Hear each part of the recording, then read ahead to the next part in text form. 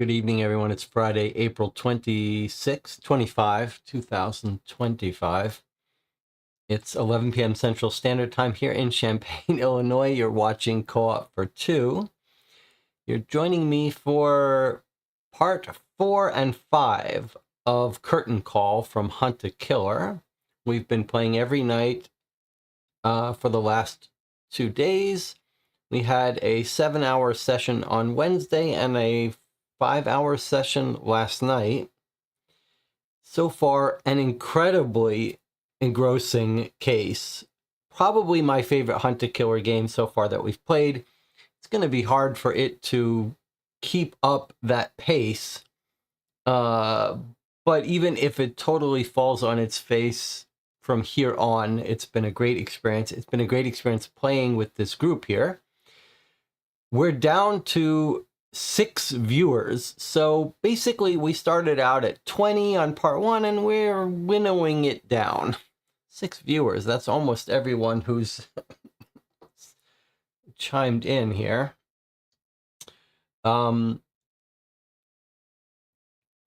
Yesterday we did a big 2-hour recap, but tonight we are not going to do a long recap. We're going to do a very short recap and then jump right into things. I expect we will be able to get through box 4 and 5 if we pace ourselves properly. I suspect that we have spent a lot of time analyzing stuff early that the game might normally expect us to put off. So I think it's probably going to speed up as we reach the end here. But I did want to go over a couple of items and just make sure we're on the same page going forward. So the game has had us basically, well, okay, we have a protocol error. Let's deal with that first. To keep me from making terrible mistakes, when I go live, there's a process that happens with OBS Studio and broadcasting. I start broadcasting 5 minutes before I go live, then I click go live.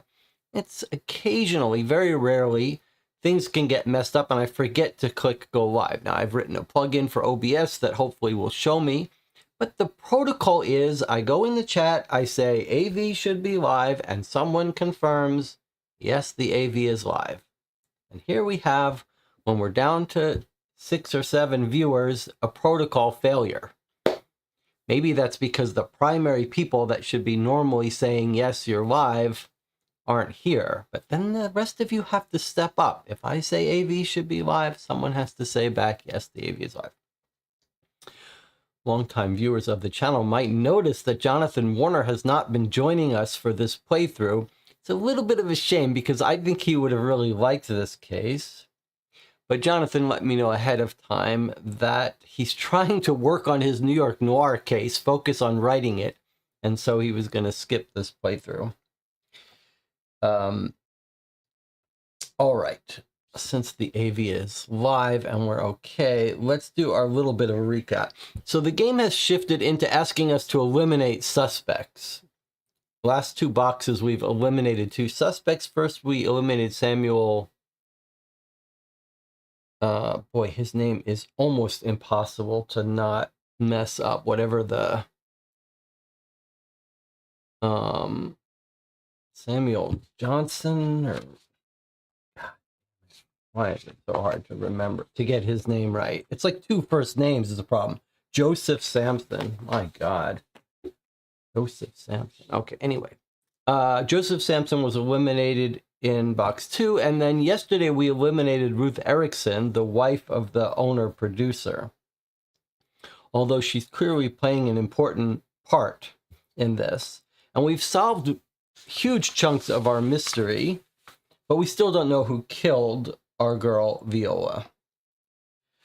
So we got a purse. In the purse was ticket and train schedule. Let's do this first. I think people who are used to these passes, this is clearly not a single ticket, but a sort of pass, will probably be chagrined that we struggled so much with this. But I was thinking about it just as we started today, and I realized it's really not that complicated.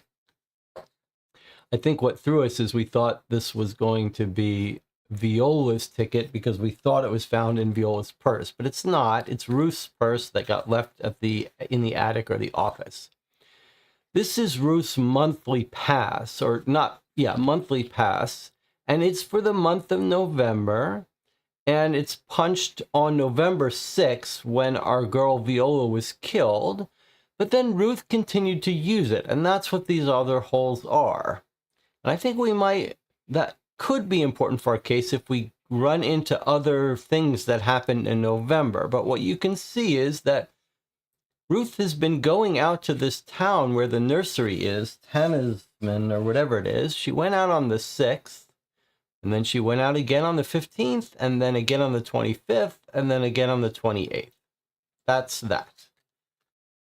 At the back of her ticket, she's made a to-do list for herself, a very strange to-do list. Call ahead to have nursery prepared, drop off gift for George, stop at Tannersville General Store, and then this is an encrypted note that says, call Lawrence.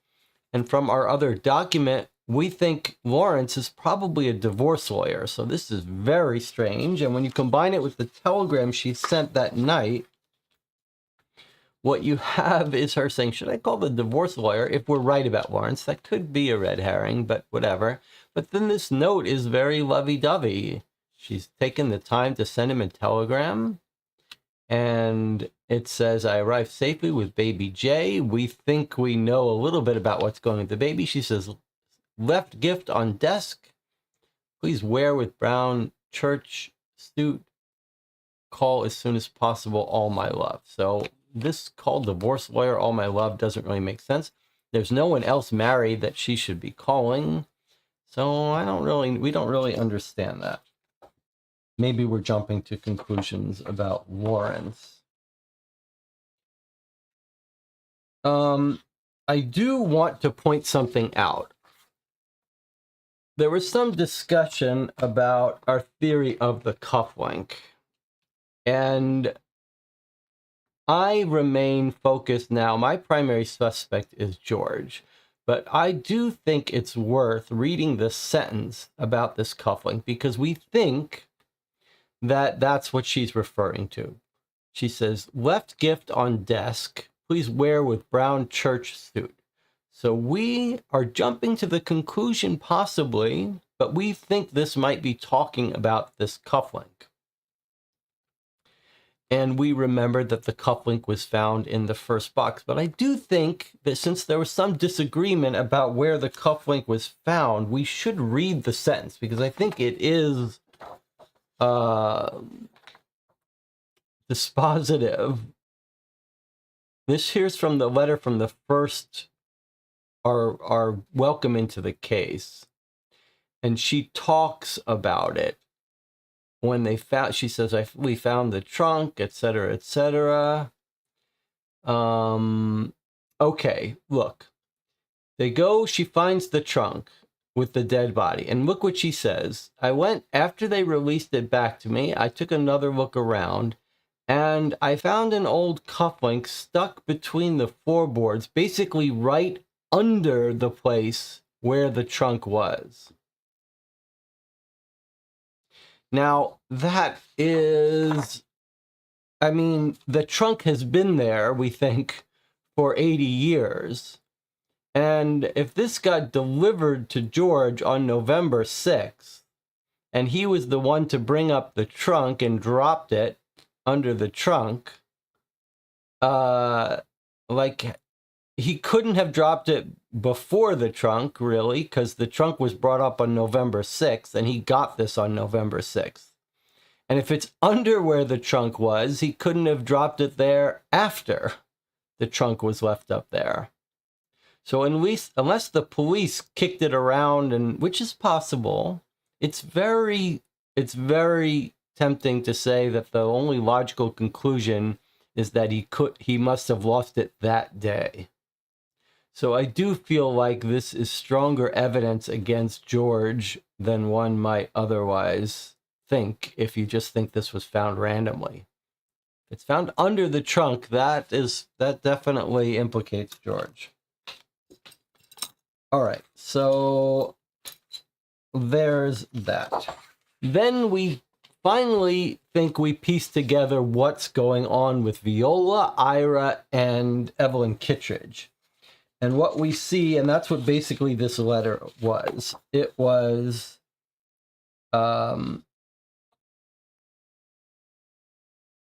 Evelyn Kittredge and Viola talking, and they're good friends. They're good girlfriends. They really like each other. There's no lesbian affair going on. But basically, Evelyn Kittredge is telling Viola that she's in love with Ira Adler, the director, that they love each other. And it turns out that Viola had fallen for Ira. And she likes her friend, but she's pretty heartbroken about it.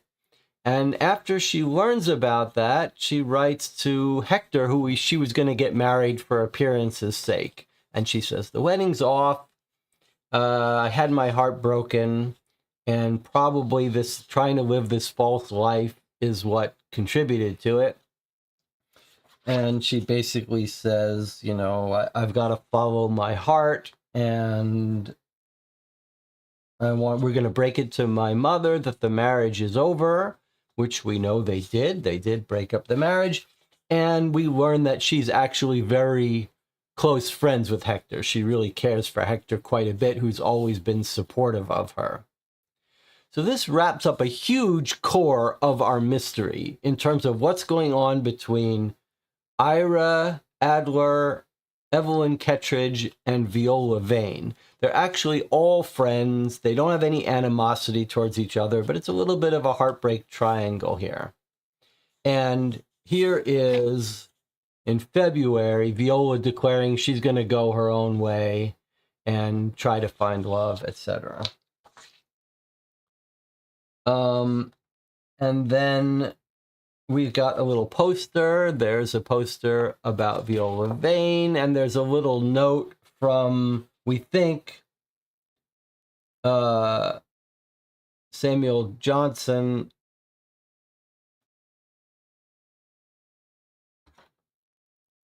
Joseph Sampson. It's what I don't understand. There's got to be some science about why that name is impossible to remember. Joseph Sampson. Impossible. I gotta paste it up in big letters in front of me. But anyway, this is the next performance that they were putting on, and Viola doesn't want to be in this. Viola wants to go on her way, but they've already had the poster put up, and Joseph Sampson is writing to the director in their code saying, "Hey, are you sure? Are you sure Viola has signed on to this? Is this premature? Should we be making posters saying she's starring in it? I don't think she is going to star in it." And I think this connects to the financial records note where George Erickson says, "Wow, thank God Viola is back because finances are going to be okay now." So I think George Erickson was panicked that Viola Vane was going to leave the studio, the theater, and that he was going to go bankrupt. So that's why I think he killed her, that they got into a fight, although Anna points out, if you kill your star, that's not going to help your sales. All right, let's check in with the chat. Are the cufflinks a sort of coded message from Ruth to George? Well, we have noticed that there's a number on this. It says 1:, we think. So, but maybe that's just how you do cufflinks. Like maybe have a left is a 1 and a right is a 2. I don't know. We don't know what it means. But now let's do the other important part.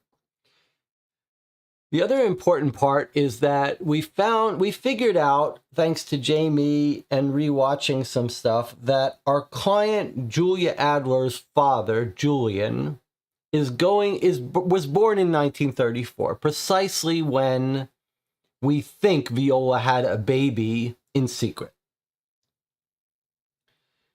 So what we think we know is that Viola's baby ends up being raised by Ira Adler and Evelyn Kettridge as their own. That's Julian. Julian gives birth to our client. So that's what we think happens. Viola dies and they raise her baby. But there's no mention of them having a baby yet. And in fact, they haven't even gotten married yet. They're a couple. But we haven't seen yet when the baby becomes raised by them. However, what the core little burning molten core of our unknown part is the role of Ruth and her baby. We know Ruth was pregnant. We know when Viola, we think, had a baby, because she took off for 4 months to go to a rest place, and we think that's how they did it in those days. The unwed mother would go off, disappear from town for 4 months so her reputation wouldn't be ruined. She has the baby, she gives it up, and she comes back. So that's what we think happened with Viola. We know Viola was gone from May till October, something like that. And so we know when Viola had her baby, and we know that, I guess we know when Ruth was pregnant, but we don't know when Ruth had her baby. Sorry. We don't know when Ruth had her baby. We might want to try to track that down. And we know here Ruth is going to Tannersville, call ahead to get the nursery prepared. But this is Ruth bringing her baby, but it's baby Jay. So I think maybe what we have here is that Ruth is pregnant at the same time Viola is pregnant, and I think maybe Ruth lost her baby and took over raising Viola's baby. And I think possibly what's happened is that Viola has told, on this night of the 6th, that Viola has told George Erikson, it's all off. I changed my mind. I want my baby back. I'm leaving the theater. And George Erikson has said, you're going to kill my wife. My wife's going to leave me. She's going to freak out. She's going to lose her mind. She cannot give up her baby, which is your baby. So that's my working theory, that somehow Ruth has lost her baby, has glommed on to Viola's baby, and maybe at the time Viola's mother talked her into it. We got this very heartfelt letter from Viola's mother, Olga, saying how she cares about her daughter. It was really well done.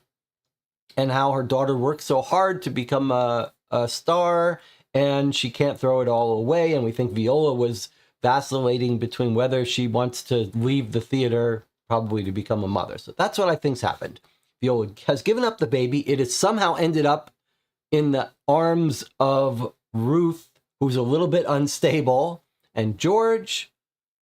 And I think on November 6th, Viola has told George she's going to leave. There's only one slight problem. And it has to do, I think the answer is part of the answer to Anna's question. Anna says, why do you assume Ruth is talking about her baby? Not Ruth and George will take in baby Julian. Okay, you've got to write clearer sentences for me to follow. Full sentences. Here's the problem, I guess, with that as a theory. Ruth has got on board the 5 o'clock train on November 6th. And if we look at the rehearsal notes and timeline, what we see here is that from box 1, that at 4:52, Ruth arrives on November 6th. And they take a break and she talks to George. So at 4:52, she's talking to George, and on 5:20, she's on a train. And then Viola, and they're rehearsing. Viola's mother, Olga, comes in, they have the blow up, and then at 6 p.m. is the fight with Viola where she gets killed. So the problem is that if my theory was that Viola tells George she wants her baby back, it had to have happened after Ruth has already left. So it can't be that Viola's argument precipitated this. This had to come first. But maybe there's nothing unusual about her going to the country. Maybe she goes to the country constantly, but she's sending this telegram, arrive safely with baby Jay.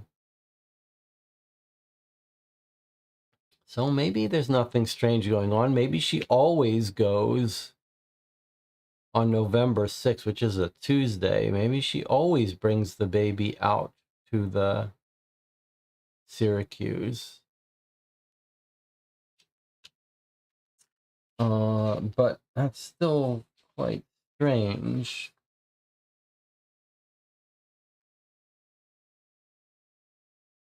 All right, let's see if the chat's fixed. Why do you assume Ruth is talking about her baby? Okay, well, Ruth has brought a baby, baby Jay. Doesn't have to be her baby. Not Ruth and George will take in baby Julian, but Evelyn and Ira. I don't know what you're talking about with Evelyn and Ira. What does that have to do with Ruth traveling to this town? Evelyn and Ira will be baby Julian's parents, not George and Ruth. Eventually, Evelyn and Ira will be Julian's parents. That's absolutely true. I agree. Okay. It's not clear what Ruth is doing with what baby. Ruth has a baby. We don't know if its name is Jay. We don't know why Ruth is bringing this baby to this town. The Dear Abby letter we think was written by Ruth would imply she had her baby prior to February 25th of the year 1034. Yes, it would, but we don't have to guess about that. We can see, right, we can see from the notes when Viola is talking about Ruth being pregnant. And I don't think it lines up with that Dear Abby letter. It was in this letter here from 1933 November. So actually it is 1934 that Ruth had her baby because Viola in her letter of November 24, 1933 says Ruth is all upset. Let's see, what does she say? Ruth is upset, and then she asks if anyone talked to her, if she knows why, and she says, is it the stress of her pregnancy making itself manifest? So if we're keeping timeline of the baby, we know that Ruth is pregnant on November 24, 1933. And we know that Viola had baby somewhere near October 1934. Maybe September 1934, based on when... Well, no, wait, that's not... Yes, that is true, right? Because she disappears for 4 months and then has come back recently.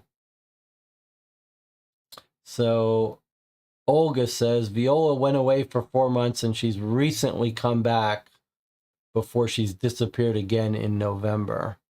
So something like this. We know for sure that May 1934 she was gone having her baby. So we don't know how far along pregnant Ruth is. It's not going to quite line up, but close enough.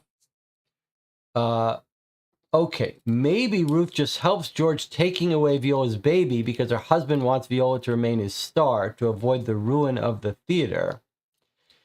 That makes a little more sense, but I sort of assumed that the baby was not in town, but it is possible that the baby has been in town the whole time with the mother. That's an interesting theory. That the mother and daughter and baby were never given up, but were living at the house, and that the fight is because Olga has given the baby to Ruth on that night. And that's what they're fighting about. Now that is interesting because one of our remaining mysteries is what was the fight about with Olga, with Viola's mother? And what if the fight was that they were always raising Viola's baby, they didn't give it away, but they were actually raising it, that the mother was raising it in their house in Manhattan. But finally, the mother and George and Ruth have decided they're going to give the baby away to the Ericksons so that Viola doesn't get involved with the baby. And that was the blow up? That's interesting. On the other hand, it's not quite consistent with this whole ticket and her bringing the baby out of town. Like, that's a little weird. Why are you bringing the baby out of town regularly? So, okay. Interesting theories. Let's get into our box 4. We said we weren't going to overdo the recap. So let's open our box 4 here. I apologize. Okay, let's see. Last comment here. I think Olga found out Viola wants to run away that day. That's why she was yelling and abusing her. That's interesting. She was doing rehearsal though. So it is a little odd to think she would want to be running away if she's rehearsing at 5 p.m. It seems more likely to me that perhaps the fight is, well, I don't know. But she is rehearsing by 5 p.m.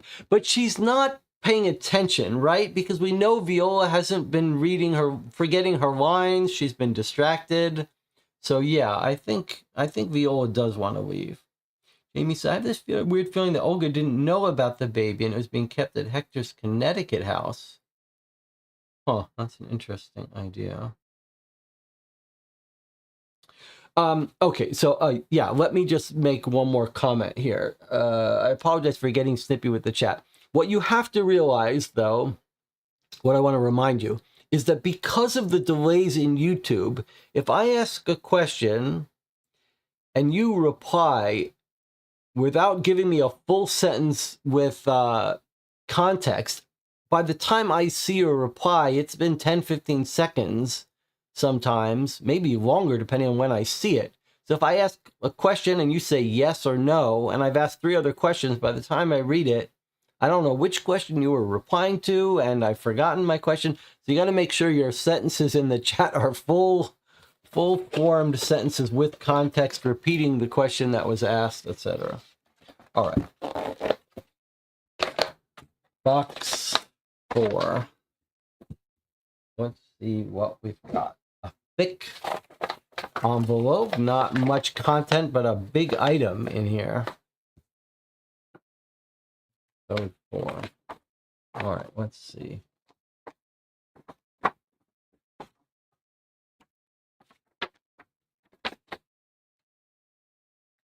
We have a very fancy cigarette case. Metal. You know how these work, right? You got a little showy way to open it and get out your cigarettes. Boy, that's pretty fancy. These are some of the best props. The cigarettes go under these little springs here. Holy cow. Look at this fancy cigarette holder. Imagine you're in the 30s, you're dancing, you go back to the table to have a drink, you do a little, whoops, you do a little flourish, get out your cigarette. All right, it's got some stuff in it too. It looks like it's a cut up little puzzle we're gonna have to assemble. It's gonna take us some time. All right, let's put this away for now. That's pretty fancy. A little spring loaded. Viola had a full cigarette case in the autopsy. Yes, she did. This could be it. God, I hope, please tell us where these things come from. Return to sender. Could you pass this on to Olga? She hasn't been taking my calls since our last conversation. Okay, that's going to be interesting. One more reminder. A huge mystery we haven't solved yet is the security lockbox. I think we're going to get the contents of that in the end. We know it was installed by the stage manager, and we know Ira Adler knows about it. So I think what's going to happen at the end of this case is we're going to get the records that have been hidden for 80 years in the theater. But let us start by reading this letter, and hopefully she'll tell us where this cigarette case came from. Okay, hi there. I wish I were writing with better news. Unfortunately, there hasn't been a whole lot of upside around here recently. The board notified me today they've received an offer on the building, and it's much higher than I anticipated. Fundraising has been going okay, but not so well that I have any hope of countering an offer this good. I mean, who am I kidding? At this point, Lloyd is just rubbing my nose in his success. He'll be laughing all the way to the bank, and in the meantime, I'll have failed. Not only all my employees, but my dad and my grandparents too. Then again, it sounds like my grandparents may not have been as wonderful as I grew up believing they were, so maybe I shouldn't feel so too broken up about letting them down. Just please don't tell me they were also murderers. Finding out Ira was a bad boyfriend I can handle. I'm not sure what I'll do if you discover that one of the other of them killed Viola. I don't mean to sound ungrateful. You've been making incredible progress on the case, even though it's looking more and more likely that one of my relatives was responsible for what happened to Viola. I want to assure you, though, I'm still trying to hold up my end of our arrangement. I found some really interesting new evidence for you. I'm not sure who cut up the blueprint I'm sending your way. That's here. Or why, for that matter, but the handwriting on the pieces look familiar, so hopefully it'll help. Oh, and I finally found the rest of Viola's original missing persons report.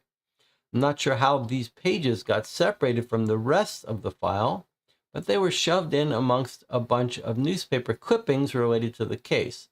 Maybe someone was reminiscing about the good old days. Or maybe the killer was looking over the evidence because they were worried about getting caught. It's strange to think of Viola's killer walking these halls, maybe even sitting at this same desk.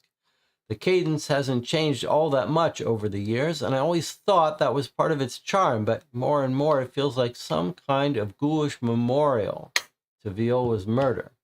Makes me think if I peel back the wallpaper or pull up the floorboards, I'll uncover some other terrible family secret. Speaking of uncovering things, I changed the cases folder. Password is still whatever. I wish I had some exciting news break in the case to share with you, but at this point, I think the best advice I can offer is keep doing what you're doing. It's obviously working. I know you'll find another suspect to clear this time, so when you do, send me a message through email. I may not be certain of a lot right now, but I know I can count on you, Julia. All right.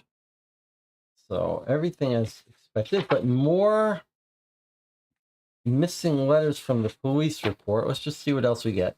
Missing letter from the police report she talked about. Then we've got some articles. We've got another letter. We've got another article clipping. And we've got this return to sender. This is Joe. So this is to the stage manager, a sealed envelope. Something in it. All right, where shall we start? I guess we'll start with the police report. Continued on next page. So this may have been a follow-up interview. Let's see. Memo for commanding officer, November 13th. Where was our previous police report? November 7th. Okay, so they followed up a week later with new information. Subject, Victoria Gaina, missing persons investigation report. Miss Olga Gaina has continued to contact this office on a daily basis to inform Detective Shannon that her daughter, Miss Victoria Gaina, alias Viola Vane, has not yet returned home. Miss Gaina remains adamant that her daughter must have met with some misadventure, despite assurances from this office that her daughter is likely on another extended vacation and repeated reminders that no evidence suggests Miss Gaina has come to harm. This conclusion is supported by several additional interviews conducted by Detective Shannon. Firstly, Detective Shannon reached Mrs. Ruth Erickson by telephone at the Erickson's country house in Tannersville, Pennsylvania. Okay, there we go. Now we know they've got a country house there. They go there all the time. She confirmed that she stopped at the Cadence Theater with her baby in order to discuss some matters with her husband before her trip. She stated she left around 5 p.m., went directly to Penn Station to catch a 5:20 p.m. train. She said she did not witness the altercation between Mrs. Gaina and her daughter, though she noted her husband did seem distressed about the incident the next time she spoke to him. Mrs. Erickson wished to state for the record that she wouldn't shed a tear if Viola Vane never showed her face at the Cadence again. So let's pause for a second here. This is really quite interesting, because we've been sort of assuming that there's some mix-up with the babies and all that, but now it seems like Ruth may be totally in the dark about all this. And maybe there's no mix-up. It's just her baby. And it's a good point that if she shows up at the theater at 5 p.m. with a young 1-year-old baby, you can't hide that. Everyone's going to see her and her baby. And here she is putting some shade on her husband, not intentionally, but she's saying, hey, her husband was noticeably shook up last time she saw him. So I think this points to George, who I already suspect, but it points away from Ruth being involved in anything. And maybe nothing's going on with the baby and Ruth. And we know that Ruth doesn't like Viola. Okay, as the last known person to speak with Miss Gaina, Miss Evelyn Kittredge has been of particular interest to this investigation. Detective Shannon arranged to interview her again at her Williamsburg apartment on Tuesday, November 13th. When asked what she discussed with Miss Gaina on the night of November 6th, Miss Kittredge said, she was quite hysterical. She kept saying, I can't take this anymore. She attributed Miss Gaina's anxiety to a combination of stress from her home life and dissatisfaction with her career. This seems all correct to me. Viola never appreciated her good luck, Miss Kittredge said. She had the starring role, but that wasn't good enough for her. Some of us have fought tooth and nail to achieve even a fraction of her success, you know. She hadn't even been trying lately. The new dance routine was a challenge for her, even though, frankly, it's not that difficult. She had such trouble keeping her lines straight, and now she's gone and made things harder for the rest of us. Asked what she meant by this, Miss Kittredge stated that Miss Gaina's sudden absence caused the production to make numerous changes to the play. Some of them were for the better, she admitted, but I don't mean to sound crass. But the truth is, I'm much better suited to the part than Viola was. But still, we're all scrambling to pick up the slack because of her. All right, she's clearly not the culprit here. She's saying bad things about her. She thinks she's just picked up and left. Finally, Detective Shannon confirmed with the night doorman at the Criterion Arms, Mr. Albert Mercer of Brooklyn, that he did not observe Mrs. Gaina return to her apartment on the night of November 6th. He added that Mrs. Gaina is often at Crook's until closing time. That's a bar, so this is our theory, that she's an alcoholic here. Although she can't be caring for a baby if she's at the bar. It's not unusual for her to return home early in the morning. He also indicated that she often forgets events that occurred the previous evening. According to Mr. Mercer, she hit me once, just hauled off and clocked me with her umbrella for no reason. And the next day she asked why I had a black eye. She usually gets worse the later it is in the day. He maintained that while it was not likely that Miss Gaina could have returned during the night without his noticing, he would not be in the least surprised if Miss Gaina had informed her mother about her travel plans and Miss Gaina simply did not recall what had transpired between them. Miss Gaina's hysterical interference is becoming a nuisance to this office. While her concern for her daughter is understandable, it's the opinion of this office that her worries likely stem from her guilt about driving her daughter away, not from any realistic danger her daughter may be in. In light of the above information, it's the recommendation of this office that the case be closed as soon as possible.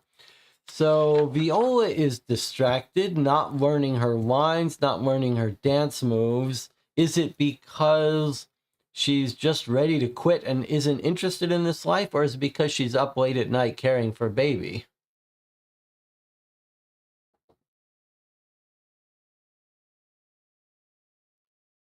Jamie says, it seems like a Black Swan thing where Kittredge wants everything that Viola has. The guy, the starring role, well, it could still be Kittredge, but it doesn't sound like it to me. She's not talking like a murderer.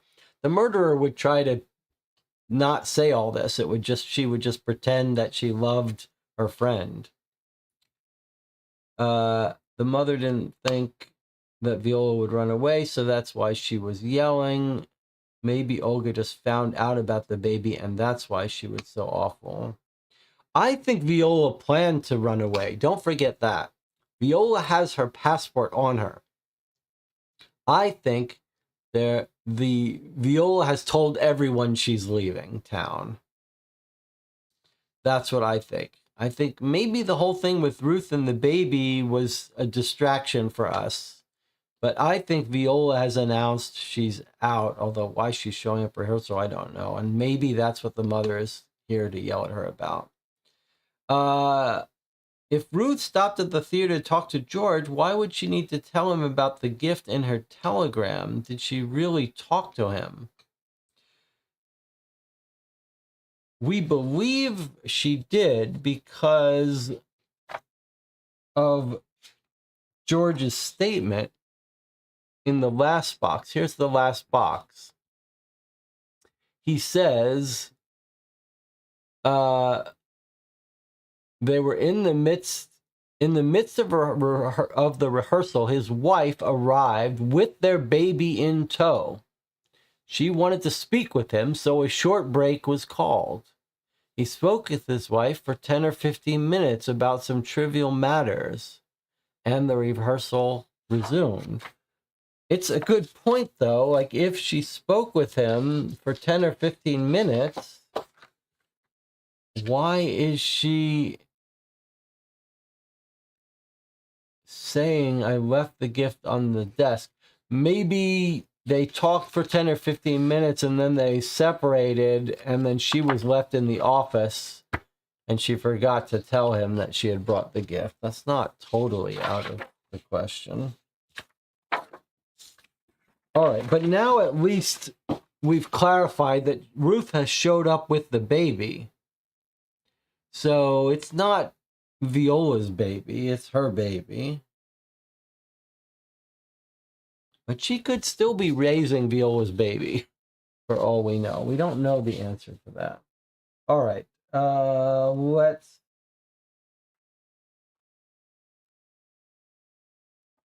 let's open this crazy letter.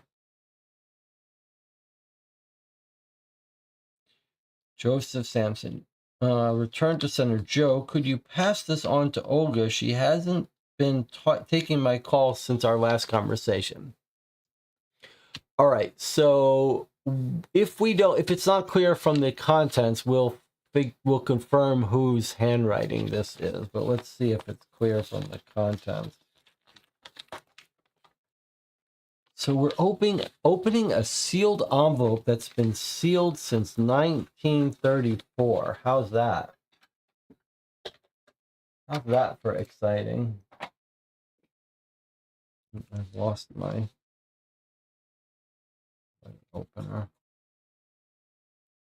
I mean, it's always fun to be able to read these historical documents, but to think we're reading something that's been sealed since 1934 is pretty exciting.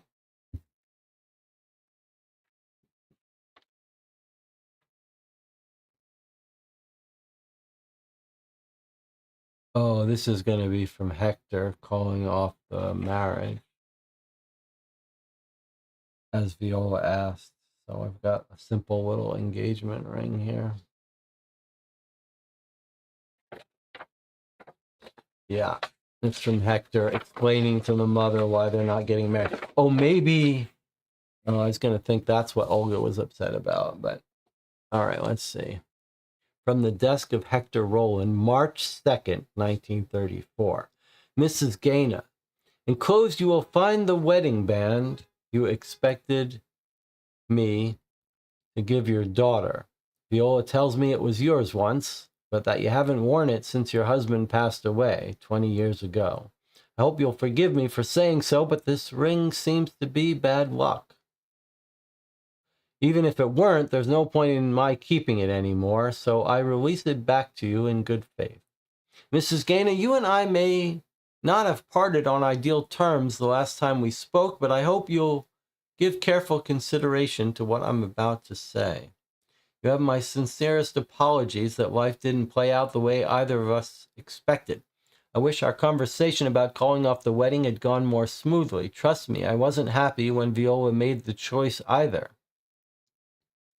But her opinion on our relationship is just as important as mine, and it's far more important than yours. We both need to respect her decision.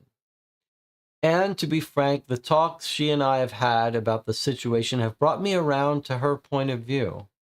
I was so ready to be merely content in my personal life, but something about her newfound exuberance has helped me remember what it was like to be 10 years younger and to know myself capable of so much more.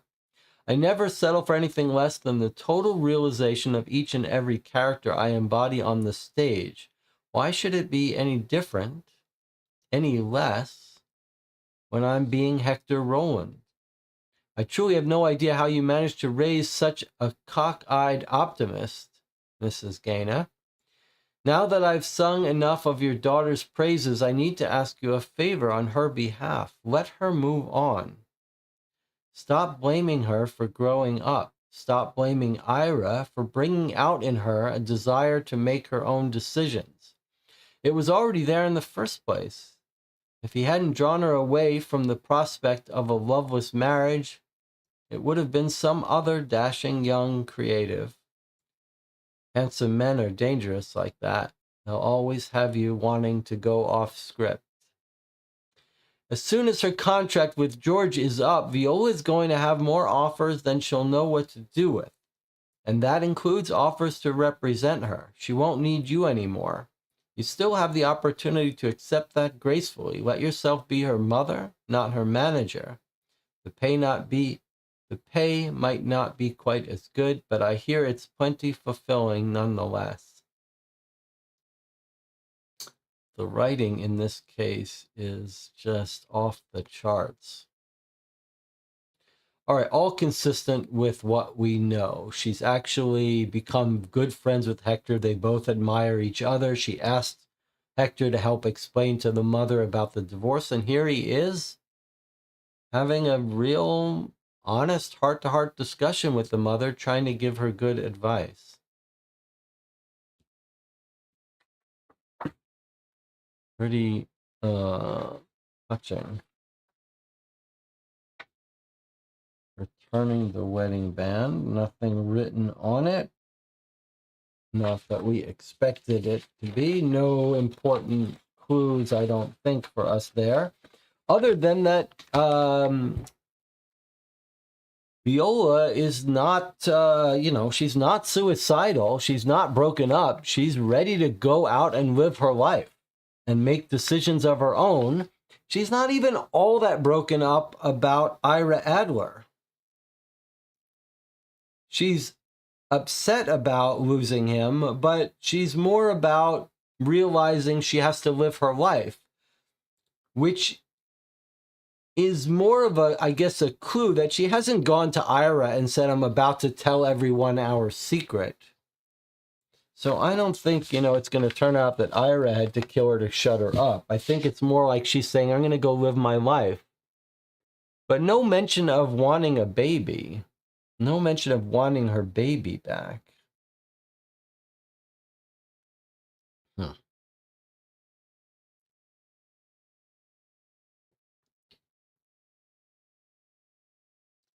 All right. Let's read one of these items here, then maybe we'll put together the puzzle. November 4th. So this is 2 days before the event, before the rehearsal and disappearance and murder.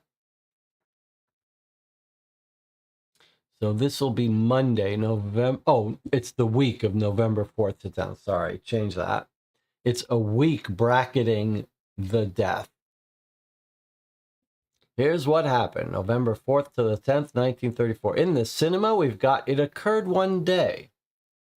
Beloved Hollywood icon Charlotte Monet plays a young urban socialite who marries a grifter against her father's wishes. As punishment, she is sent off to the remote countryside where she meets a poor rogue down on his luck.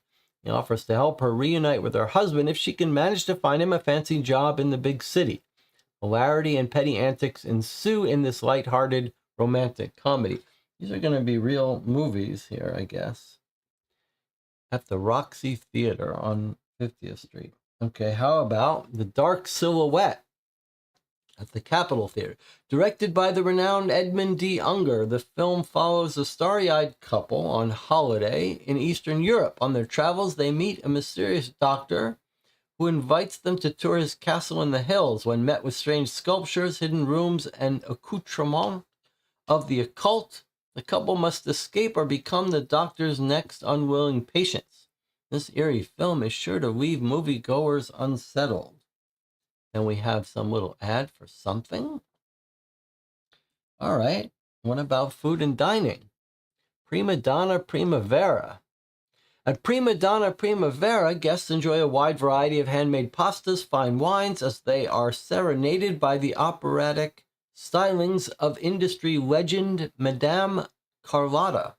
Anyone interested in patronizing this highbrow establishment should be aware dress code is strictly white tie. Nobody, regardless of social rank or prior reservation, will be allowed inside without strict adherence to this rule. Okay. Or you could go to Noodle Mood. The premise of this restaurant isn't difficult to grasp. Oodles and oodles of fresh, delicious noodles, from linguine to udon and chow fun to spätzle. This establishment boasts every form of noodle conceivable to the modern man. Exquisite interior decoration, including a series of noodle-themed oil paintings and a single rose at every table, serves to singularly elevate the ambiance of this establishment. However, the kitchen staff found themselves cursed by their success when, merely an hour after opening, they ran out of nearly every menu item. For the rest of the night, patrons had to limit the scope of their noodle-based culinary exploration to a nevertheless satisfying Southwest-style macaroni dish. Okay.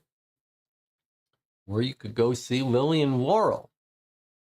What this quaint hole-in-the-wall restaurant lacks in size, it more than makes up for in variety. Sole proprietor Isabella Anastas utilizes her decades of experience as a personal chef to the stars to concoct a fine array of delectable dishes from France, Greece, Spain, Italy, and Portugal. In a comforting and personal touch, Isabel takes it upon herself to personally greet each customer and place a hand-picked lily at their table. I wonder if it's going to turn out that one of these places is where Ira and Kittredge went. All right, here's the Cancio, which opened Tuesday at 5:45. Miles of red carpet seem to roll out for the star-studded opening of this ritzy restaurant. The Cancio features innovative twists on French and Italian classics, an extensive array of specialty cocktails, and a single red rose at every table. However, the establishment seemed to have been woefully unprepared for their guests' ravenous hunger for pasta, as all noodle-based dishes had been depleted within the first half hour. All future reservations at the Cancio must be booked at least 3 months in advance. What's going on with the noodles? Is it going to turn out that Ira and Kittredge had noodles and we're going to be able to figure out where they went? Antonio Filoni's Cinema and Cannoli. This experimental venture by the polymath of Padua, Antonio Filoni, aims to combine the film director and restaurateur's two great passions, Italian futurist cinema and artisanal cannoli. Though one might wonder if the premise is a touch too niche even for the restaurant-ridden streets of New York City, patrons seemed quite pleased with the undeniable quality of the restaurant's sole menu item. The film of the week, a dour flick titled L'Uomo Geloso, unfortunately inspired far fewer accolades than the food. Okay. Gorlamis, which opened Thursday. Business partners Sergio Margheriti and Donato De Coco set out on Thursday night to grace us with the hearty traditional dishes their nanas used to make. However, the duo encountered a major roadblock in achieving their culinary aspirations when a burst pipe ended the night's festivities before they could truly begin, turning the luxuriously carpeted main dining room into a waiting area and the kitchen into a garlic-infused indoor swimming pool. The official opening of Gorlamis has been pushed back by 1 week. Then we've got a theater, Wolves, at the Gaiety. This experimental new musical tells the story of a wolf pack forced to live on the dwindling wooded outskirts of a growing metropolis. They grapple with the decision to relinquish their territory and live with the humans. The wolves are left with a difficult choice. Which of their pack will be the first to face domestication? This quirky yet profound production features elaborate costumes, sprawling dance numbers, and beautiful ballads by composer Ned Webster. Is this real? Who wrote all this? Okay, and then just a little ad. So this means nothing to us. This entire sheet meant nothing, but I think it's going to turn out to be an alibi, perhaps, for some of our people. We know that Kittredge and Ira both had places to go. So I think it's going to turn out that they were at one of these places, but we don't know yet. All right, we've been playing for an hour. Let's take our first break. We'll come back. We're making good pace through this box. I'll see you in 8 minutes.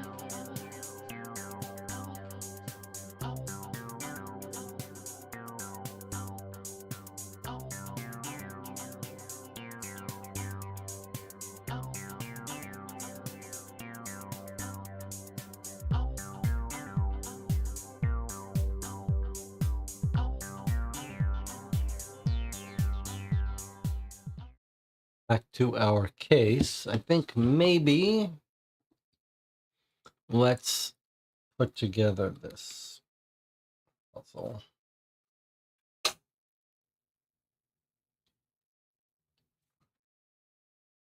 So we know that it is Joseph Sampson.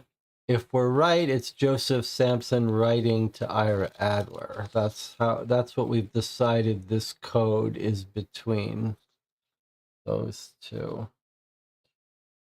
So it's double-sided.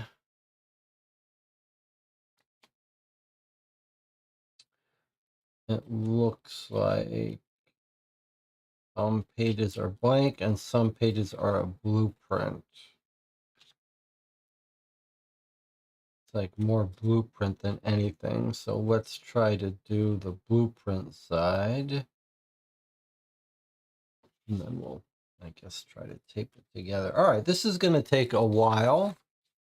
I was talking before about, should I be narrating this stuff as if it was a radio audience? Now, are they all the same way, or do we know? It looks like we have to decide which way. This may be a bit of work involved doing this. And so you at home may want to go off and do your own thing. Keep this audio in the background. I will not blame you for leaving. Let's see if we ever find blueprint that's double-sided or if it's just all. Is there anything are there any content that's double-sided? All right, let me practice. This is a good practice opportunity as if I was on the radio. So what I've got is a stack of maybe 50 small 2-inch, 1.5 inch by 3-inch cut pieces of paper. They look like they're cut from a postcard that may be blank on one side, and on the other side looks like it's a blueprint for the theater. So I'm laying them out on the table, flipping them over to the side with blueprint, and they're going to be assembled like a puzzle. It does look to me like it's a one-sided poster, actually. It's just that some were flipped one way, some were flipped another way. That's good that if it's one-sided, then we won't have to assemble this and then tape it and then flip it over. I'm just putting the pieces of cut paper on the table now, randomly, but putting them face up and checking to make sure that there's nothing on the back of any of these that will require us to flip it over. Now, something comes to mind immediately from looking at these pieces of cut paper. Two things jump out. For those of you who are actually still looking at the screen, any initial thoughts here? Let me just talk through it. You can see immediately that there's an encoded message. It's using the code that we know that Joseph Sampson and Ira Adler used to talk. So we could put those items with that code together. But I do notice something else. This looks like it belongs here. This maybe belongs here. Okay, so I noticed something else. Does anyone notice the other thing that I'm seeing? That's there. So actually, we could decode it without having to put together the rest of it, it looks like, possibly. But something else jumps out at me. Let me see if the chat notices it, if anyone is still looking.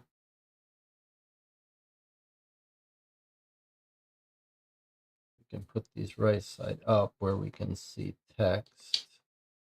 We know this is of the theater, so that gives us some clue to what it's probably going to look like.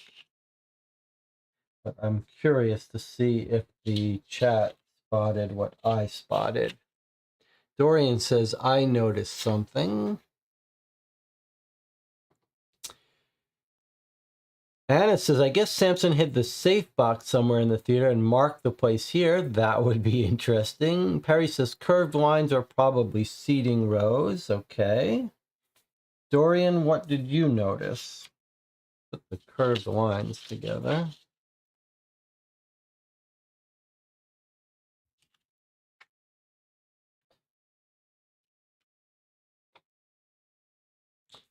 It's cut up into a lot of pieces, is what Dorian has noticed. Okay, fine. That's not what I was noticing, though. All right, well, here's what I noticed. And I think this may be relevant to what Anna was saying. What I noticed is Roman numerals going from 1 to 18 or so. And remember that we've got the weird photo with keys. And so I suspect that this is going to tie into that. And that maybe Anna is right, that it's going to tell us where he's hid the lockbox. And I think part of that is going to be that we've now going to see all the rooms with their Roman numerals corresponding to the keys in that office. And so I do think those are going to come together here. So here's the cadence here. That looks like it's going to be the bottom left of this sheet. Then we've got the orchestra pit here, more curved lines. Stage and orchestra pit. I think that's what these curved lines are going to be, orchestra pit.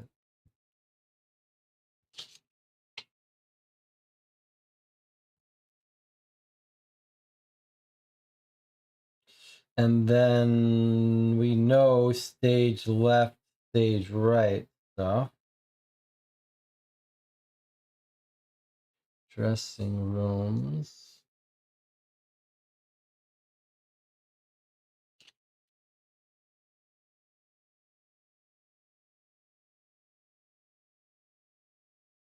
And it looks like they all orient vertically. Right side up with the text facing me. So I'm just trying to arrange these little cards in general areas. This one's a little odd.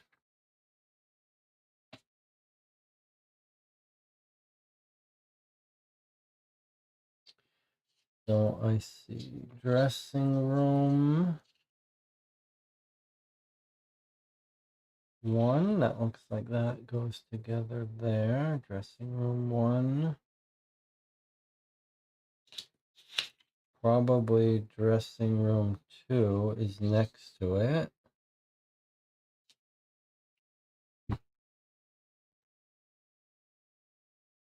And I see these are bathrooms. There's the bar. This one's upside down. There's the coat room.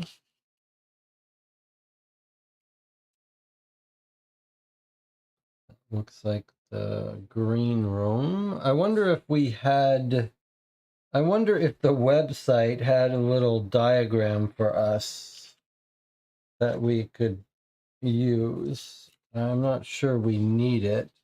In fact, I don't think we do, but you could imagine that that might make our life a little easier. If it did, it wouldn't be crazy if it did.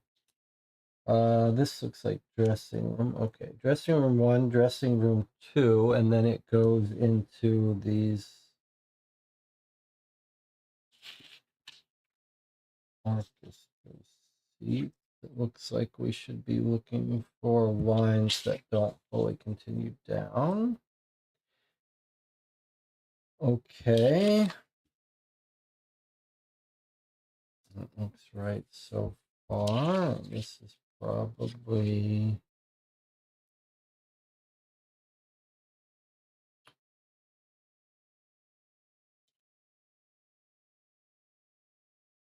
No, not quite. Maybe it was this. No?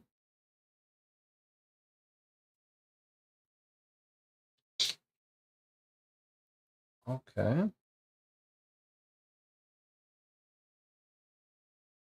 All right, this is a little easier than expected so far. And not unpleasant. Bottom row, looks like we shouldn't have that hard a time doing that. Yeah, this is probably here somewhere. Okay, so we've got a second set of lines here. Not quite. This missing. Okay. This looks like it's probably quite a bit closer. Where is this one? Is it upside down? No. Gotta be down here somewhere. Okay. So I'm just assembling this puzzle. It's not that difficult or painful. It's coming together quite quickly. We've had much worse experiences. We've got a storage room here. Office, orchestra. Where's the orchestra? Shouldn't it be? No, let's not worry about it. Now this looks like it's the full width of the sheet. Okay, we've got ladies' room.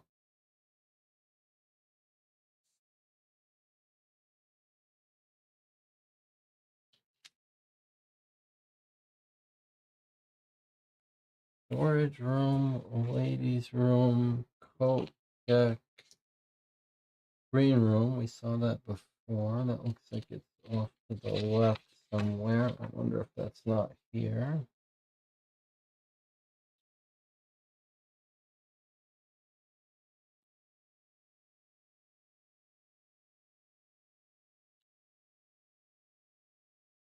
Storage room is going to be here.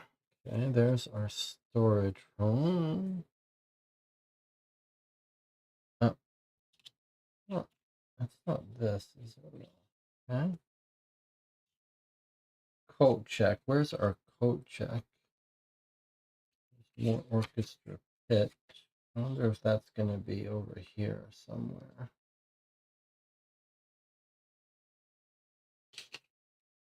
Clearly orchestra pit.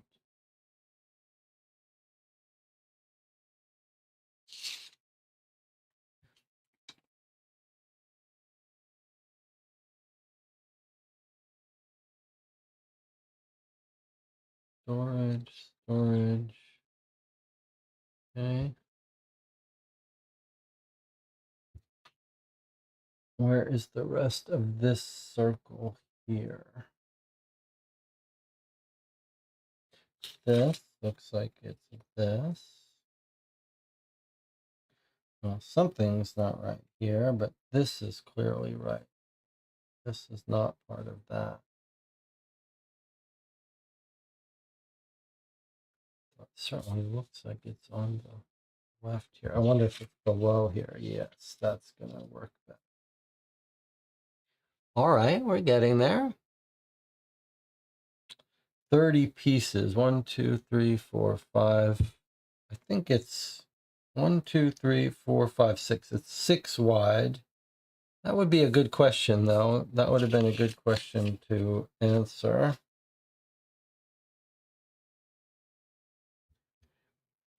Six by 6, perhaps.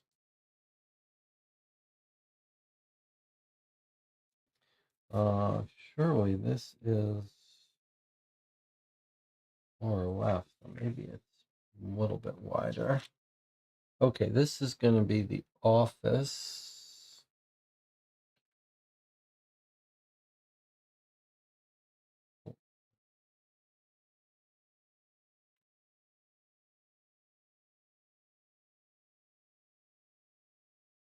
Okay, there's our freight elevator where we know the body was brought up to the attic.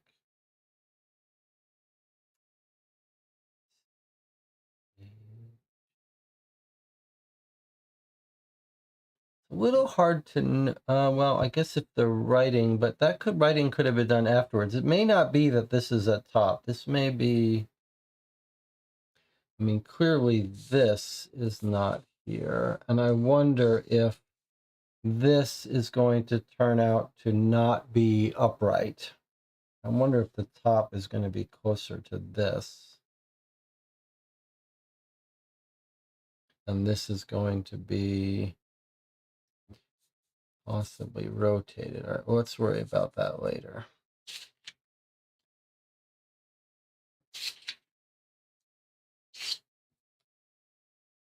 I guess we know it can't be rotated because all of these cut pieces are vertical.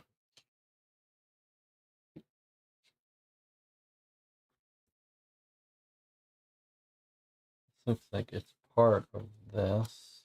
Where's that double one? Here. There. Okay, there's lobby. That definitely looks like it's down here somewhere. So let's see if it does in fact go down here. Not quite. Not quite. So I wonder if this isn't upside. Like, I don't trust this to be upright. It doesn't feel like this is. Oh, maybe it is. Okay, I guess I was wrong. It is the top. All right, we're getting there. So why is this? This feels wrong. And this is wrong. Okay, there's another row down there. And it must be maybe this row here. Yes. Okay, there we go.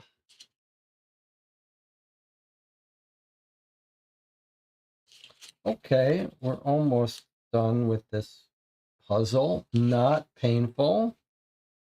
Normally these puzzles can be kind of painful.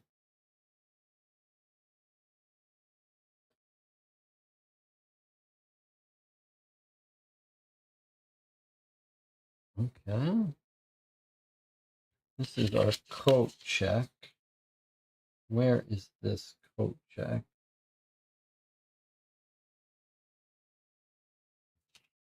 Must be here, don't you think?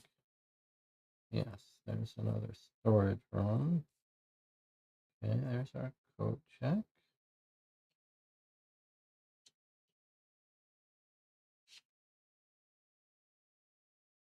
All right, we're almost done here.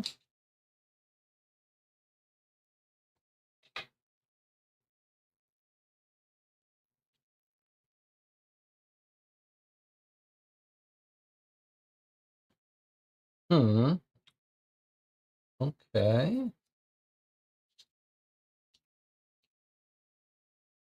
All right, last two pieces here. So if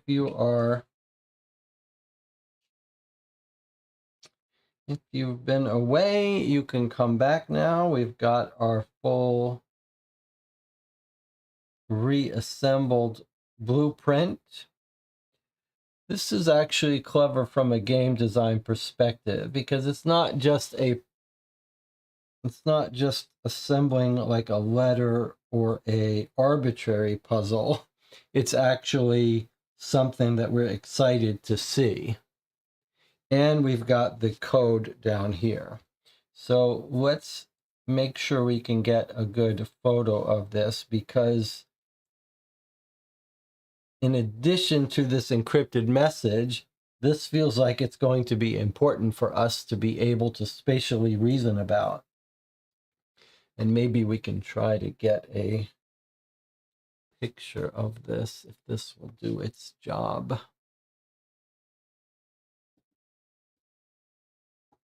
Can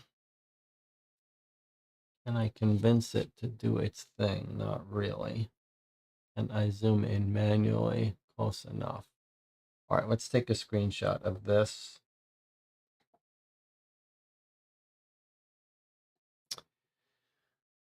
All right. Well, let's make a couple of notes. First of all, we can see our encryption key here in our 3x3 grid. We've got PQR here. V W X Y Z A B C D E F G H I J K L M N O. Okay, there's our key for the blueprint. So we can reconstruct that in a bit. You'll remember that key photo had like 1s, 2s, 3s, 4s, 5, 6, 7, 9, 10, 11, 12, 13, 14, 15, 16. So we've got numbers from 1 to 16. Maybe here is where he's going to say where the lockbox is, or maybe we'll study that key photo and see which keys are missing or where it might be. All right, I guess we're going to do our decoding now. Let's get the top's upside down. Okay, I don't know. I guess there's some talk about something, but it's probably an old message because it's clear we've got the right blueprint reconstructed.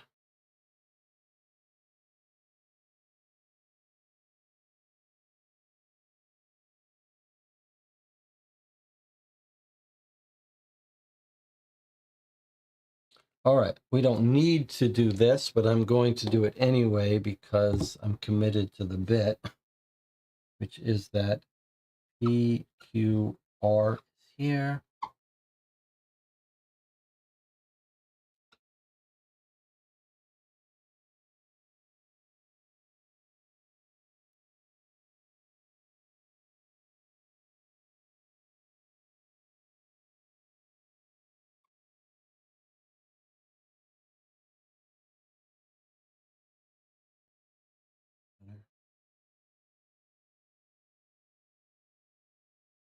Okay, so there's our key. And up here we have our actual message, which I would love to get zoomed in on, but it just doesn't want to do it today. Does it do it on this one? Yes, but okay, well, let me do it with this way. Okay, SC1 is S. No way to do this better. Just so it'd be so much easier with two people. UL3 is O. Gotta make this better. This is UL. Okay, UL1 is M. DL2 is E. So it says sum. UR2 is H. This is not the best view. Best view for you would be some split like this, but I just can't see it well enough. I cannot get it zoomed up well enough. And why are my cubes not working? Is it just too wide for them? All right, well, anyway, this is the best I can do for you. UR2 is H. UR3 is I. And we have DL1 is D. UR3 I, UL2 is N, UR1 is G. Some hiding. Now we're up to there. SR1 is P. This is going to be place, right? ULACE. PLACE. Okay.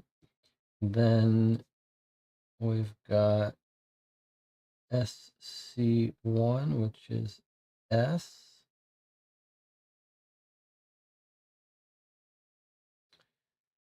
Now we're down to the third row. Yes, third row here.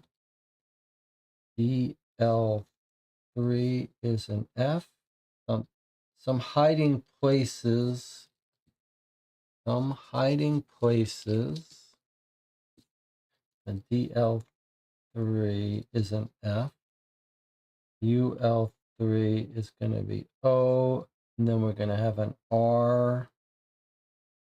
Some hiding places for T. SC2 is a T. UR2 is an H.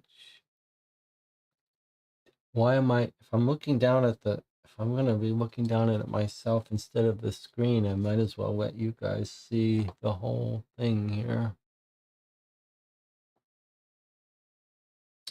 Okay, so SC2 is T, UR2 was TH, DL2 for the. Now we're up to here. S, DL2, E, UL2, N, SC2, T. This is going to say Sentinel.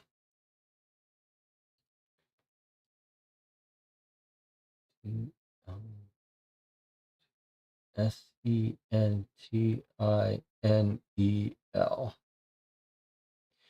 Some hiding places for the Sentinel. Okay, so, and we know what that means. It's the Sentinel lockbox, exactly as we expected, but not an explanation of exactly where. So this is about hiding of the lockbox, as Anna guessed, and as I guessed, it's clearly going to connect back to the screenshot, the photo of the room with the keys, but I feel like we're not going to have enough information yet.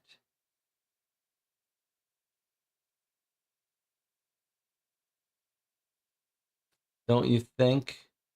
Like, we're told she's got a key with her. So, but is there only one key missing? No. There's a bunch of keys missing. Do we know when this photo was taken? Yes, the first day of rehearsals. Okay, so this is an old photo.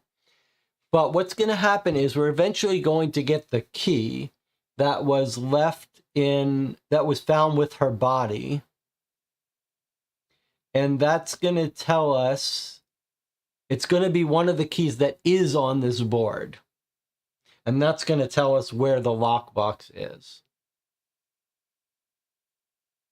I think that's right. Like, this is an old photo, and she's going to be found with the key. For example, if it matches this key here, then we'll know that she put something in that lockbox. Although Ira knows where it is, but is there any sign that Viola knows anything about this? Or is Ira hiding stuff?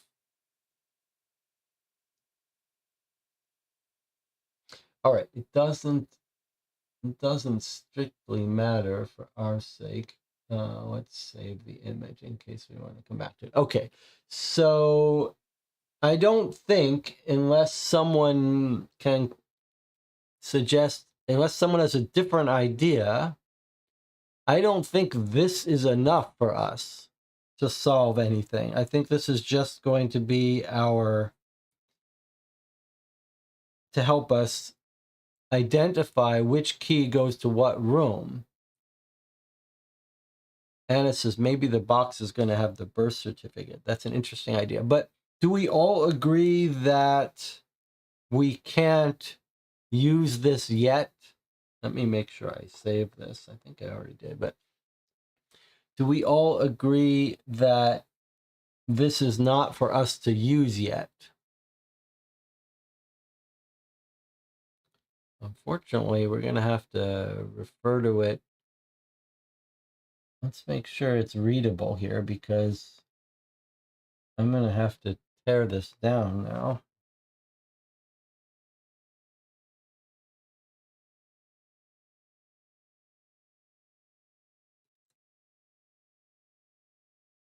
This is actually a little bit overlapped.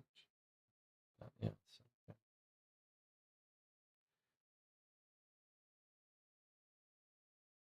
I want to make sure we can read this, because I'm going to have to take this apart for us to continue playing. Let me take one more screenshot of it.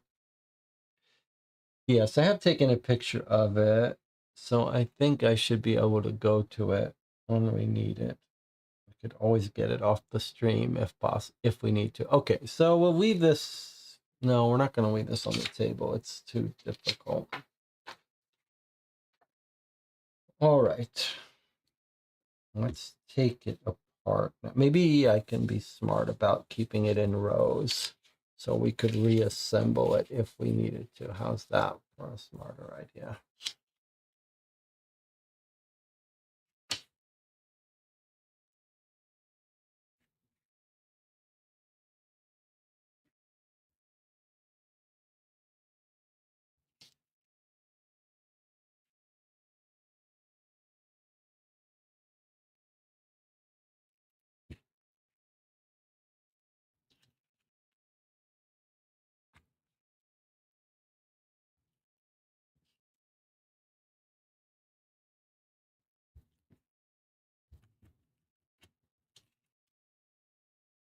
So I'm just tearing down the blueprint, but in a way that we could reconstruct it if we wanted to.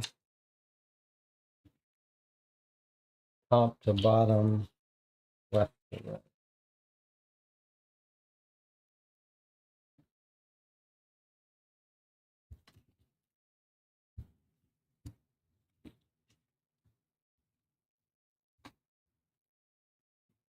Okay, top to bottom, left to right. There's our blueprint back into the case. What if it was already in that order? All right. Moving on. We've got a clipping here that is from 1937.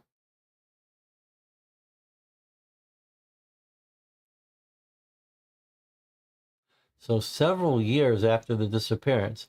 Star's Big Break raises lingering questions, by Tina Carina. Movie fans are expected to pack theaters this week as Hector Rollins' first big-budget picture, The Adventures of Dr. Dent, finally arrives on Friday. In it, Roland portrays the dashingly handsome and charismatic doctor himself, pulled from the pages of pulp serials.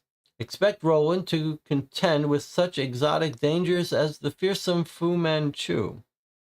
Though the theater-turned-motion picture star undoubtedly has a hit on his hands, there are many who remain suspicious of his meteoric rise.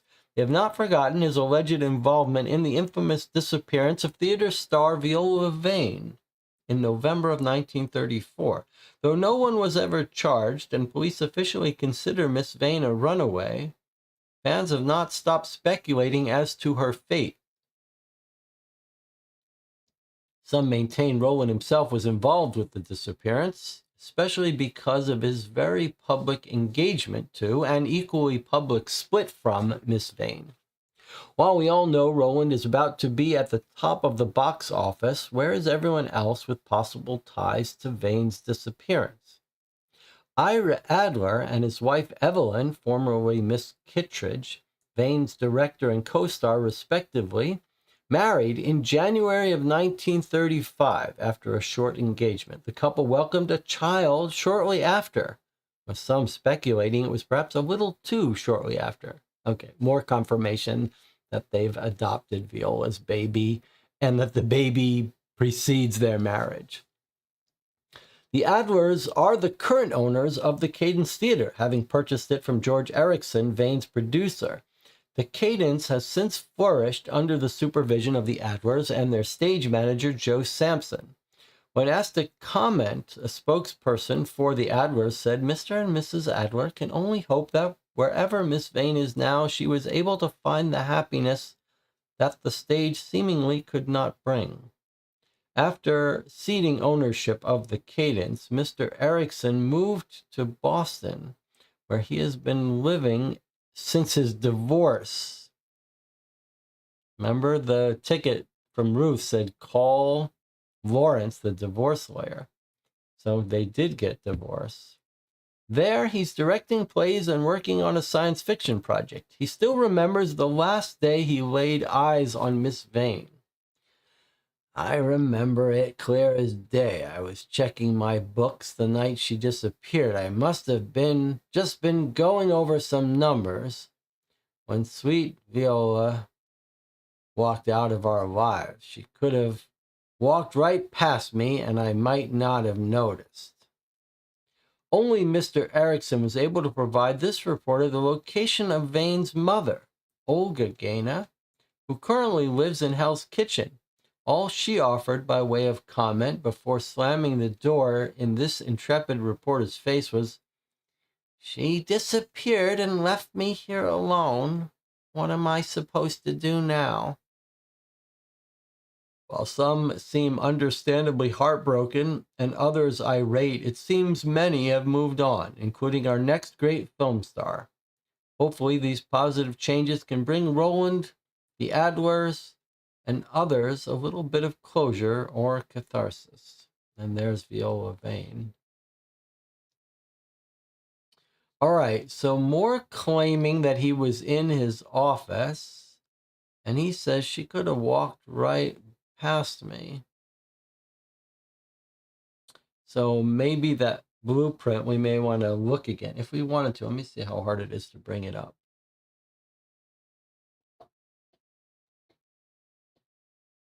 All right, so here's our blueprint. I just can't zoom in on it. So we've got Office 2 at the upper left. I can't really see that very well. Did I have a better way? Let me see. Do I have different views here? Not ideal. Ugh. Not ideal. Oh, okay, it's all right. During the break, I can save it in a way that I can put it on the tablet. But, so Office 2 is right next to the freight elevator. So if he was in Office 2, then he would have heard the freight elevator bringing up the trunk that he claims not to have heard. Where is Office 1? Is it being blocked by my camera? Can you see? Split. I can't really see it there. But you guys could see it. Is there an Office 1 that I'm not seeing? It would be on the right-hand side of the page. It's blocked by my camera. But if he claims to be in the office, but why is it Office 2? Why can I not see an Office 1? What does the chat say?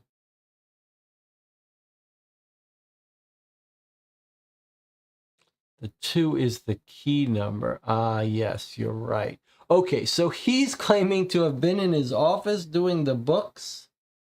He never actually says he's in office, though. He just says he was checking my books. So if his books weren't in his office, that would be different. But it sounds like he said she could have walked right by me. So I think he was right next to the office, right where Adler was. So I think he's lying. Unless Ira is lying. One of them is lying, but I think it's George. But it could be Ira. It's Ira's lockbox. Okay. On the other side of this, Could Smoking Be Bad? By Ron Ham. The American Society for the Control of Cancer seems to be following in the footsteps of German researcher Fritz Lickent by suggesting smoking may actually be bad for your health. In response, the public has appropriately blown their stacks. In the ASCC's bulletin campaign notes, the society cites Lickent's research on the supposed links between smoking and cancer, as well as smoking's alleged incitement of antisocial behavior and how it harms the health of other people. It may be best not to take such claims too seriously, though, as the doctor has recently been removed from his post.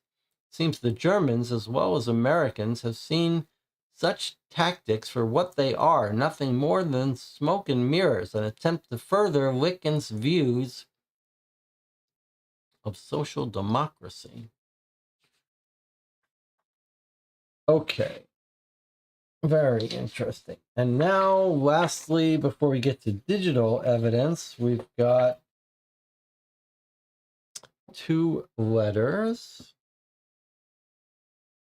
Odd endings and My First and Last.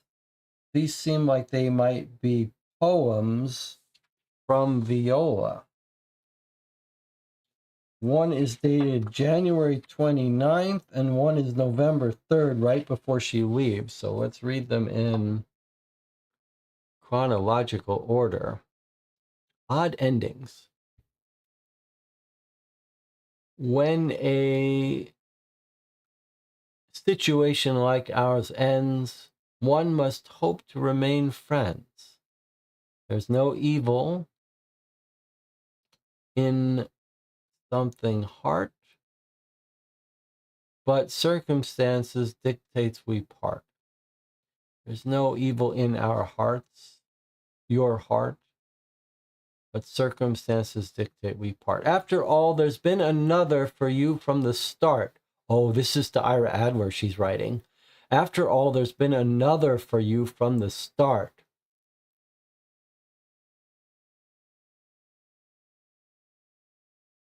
Oh, it's to Kittredge, a man to whom you've promised your hand and your heart. She was having an affair with Kittredge? There's been another for you from the start, a man to whom you've promised your heart. But we know it was Adler. We think it was Adler. This is from Ira to Ira. All right, let me keep reading. I'm confusing myself, and the channel is either confusing me or correct. Okay. After all, there's been another for you from the start, a man to whom you've promised your hand and your heart.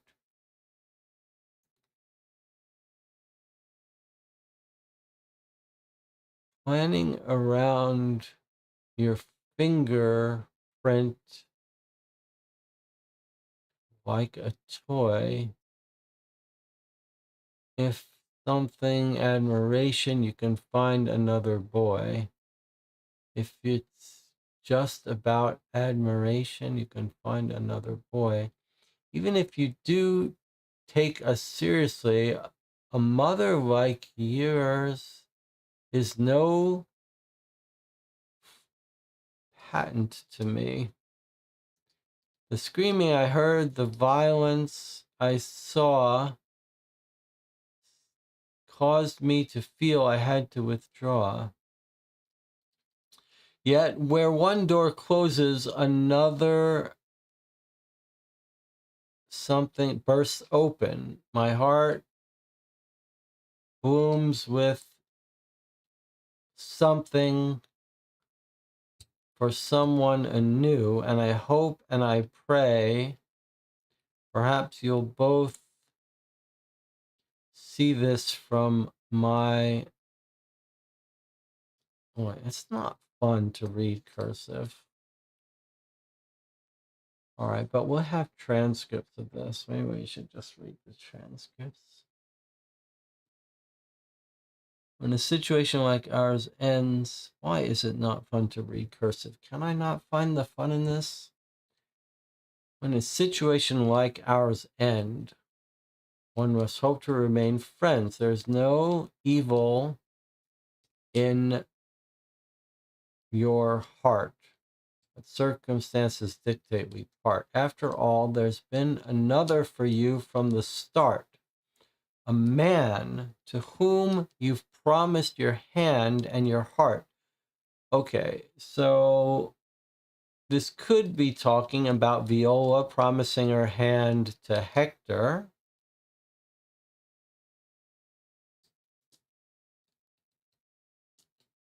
Something around your finger like a toy.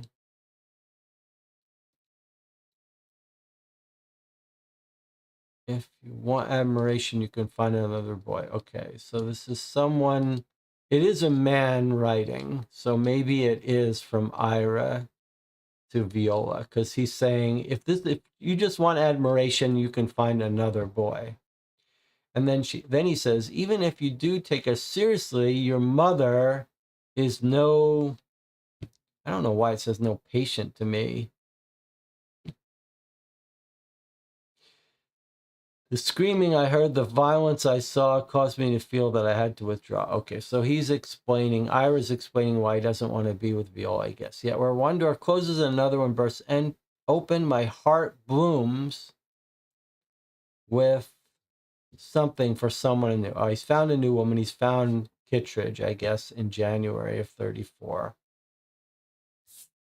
All right. And then same handwriting, November 3rd, right before she leaves, my first and last. Same handwriting? That seems like it. Or maybe this is to Kittredge. My first and last. Every night the thought of you delights. Every day I keep you in my sight. How artful you are. You've given me a heart full of lovin'. When a troublesome gal tried to pull me away, looked right at you, and I knew she would pay. Will you choose me? Will you, now that I've chosen you too? Understand that from now on I'll always be true. I'm already something.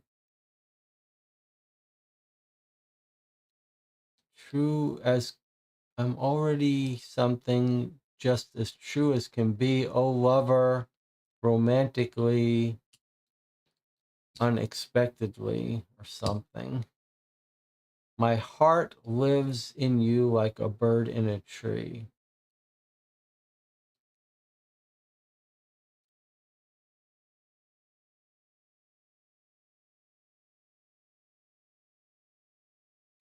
So is this a letter to Kittredge? Are these are two letters from Ira? Probably we could match the handwriting. Here he must be writing to Kittredge, I think. How would we know he's not writing to Viola? Because he's already focused on Kittredge, and we're told in November at the rehearsal notes that Ira and Evelyn Kittner are having eyes at each other constantly. So this sounds consistent with what he's doing towards Evelyn.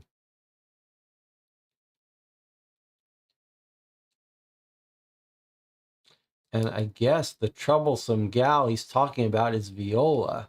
Now, this sounds like back to our theory about him possibly murdering Viola if she threatened to come clean, but there's no sense she's threatened to come clean.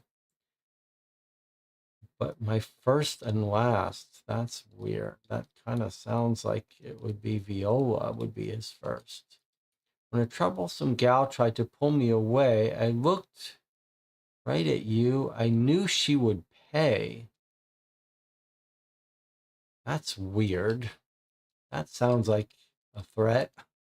Will you choose me? Will you, now that I've chosen you too? Understand that from now on, I'll always be true. I'm already something. Let me go put in the code for this because it's time to read the transcript. I don't know how to explain why that can be so frustrating. It's because your brain thinks you should be able to read it. So that was for box 3. So we have to log out and then log in. And then when we go to Cadence, we give it the new password, which is wicked.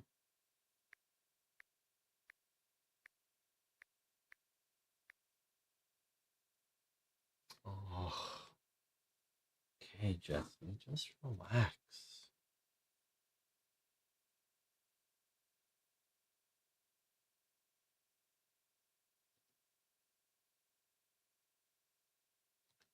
It's not an invalid password.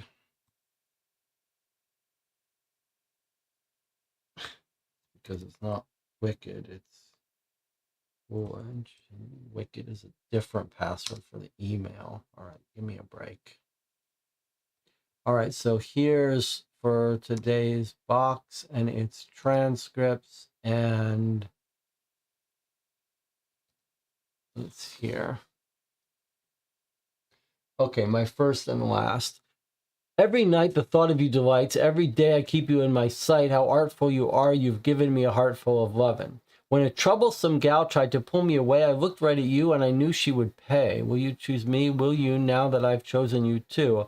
Understand that from now on I'll always be true. I'm already sure, just as sure as can be. A lover romantically, respectfully. My heart lives in you like a bird in a tree. So I knew she would pay. That's troublesome. And here's the first letter. The ring. Oh, okay. First letter says, when a situation like ours ends, one must hope to remain friends. There's no evil in your heart, but circumstances dictate we part.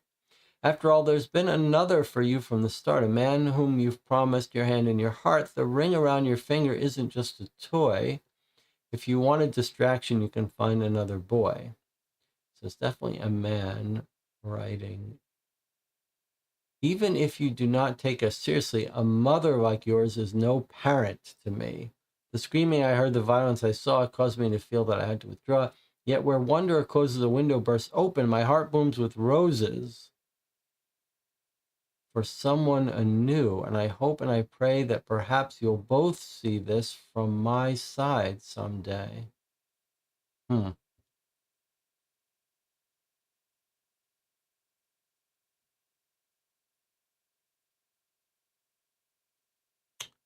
My heart blooms with roses for someone anew.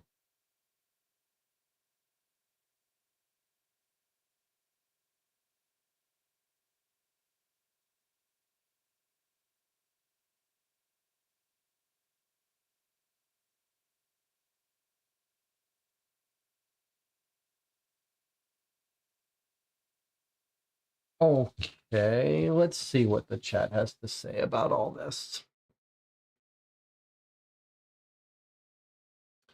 Jamie says this is from Ira to Viola, at least the first letter. TJ Moneycut says I see something hidden in the poem. Anna says she would pay. Did Ira kill Viola? Could this also be from Ira to Viola and he's wanting her back? That is interesting. If letters are both from Ira, it's just very weird. The second letter could be Ira to Viola also. It hints that he strayed but was returning. Yeah, that's weird.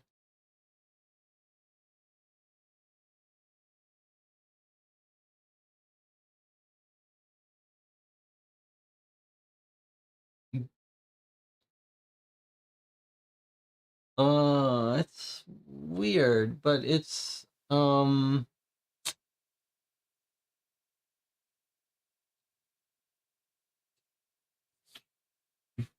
But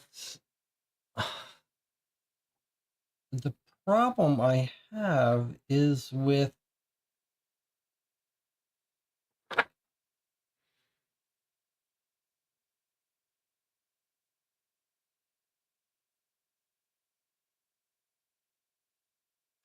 I thought we heard that Ira Adler and Kittredge were having eyes towards each other.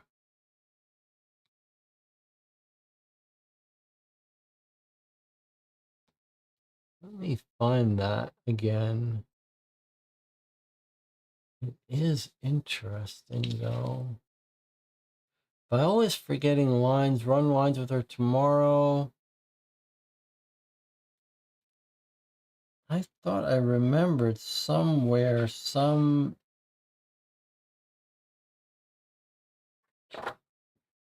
I wonder also if the.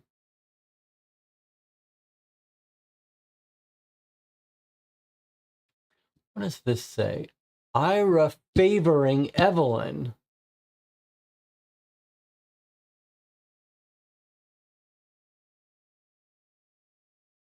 So, like, if on November 6th, Ira is favoring Evelyn,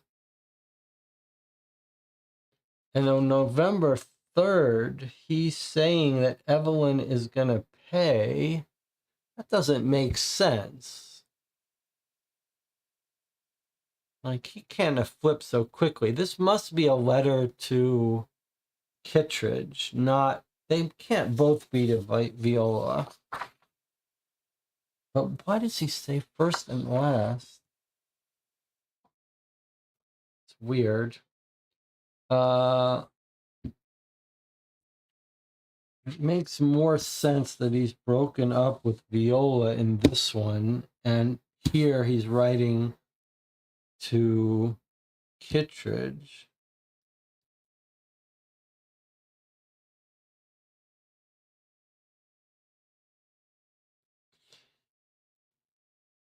Remember, a year has passed, right? So this could be.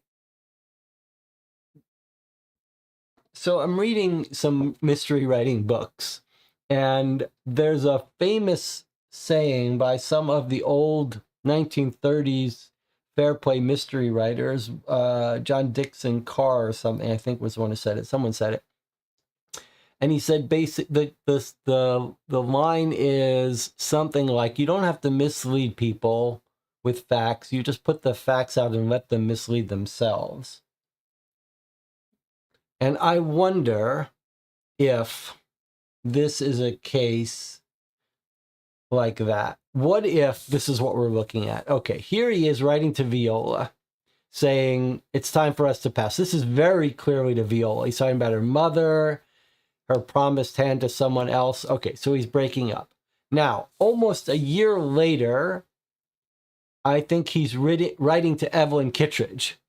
And when we read this, we say, some girl tried to pull me away, but she's going to pay. We're just concluding, oh, he's talking about Viola because that's the only person in our sights. But isn't it more likely that a year has passed and he's been on other dates with other women and he's apologizing to Kittredge for being pulled away by some harlot on the side that has nothing to do with Viola?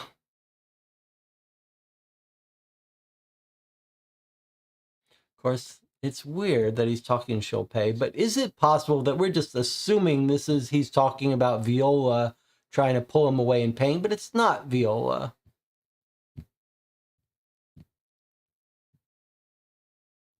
Could be Viola. But it's certainly possible that he's talking about someone off screen. There's no sign that he was getting back with Viola by this time.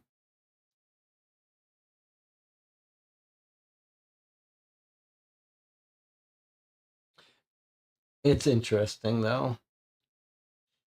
We know Ira didn't know the reason behind the marriage, and Ira was told off by Olga in a letter as well. All right. Well, we don't have to figure it out, do we? We just have to decide who has... Oh, DJ Moneycut says, do you want to know the secret message? Yes, I guess we do. Let's just see if it's not some acrostic.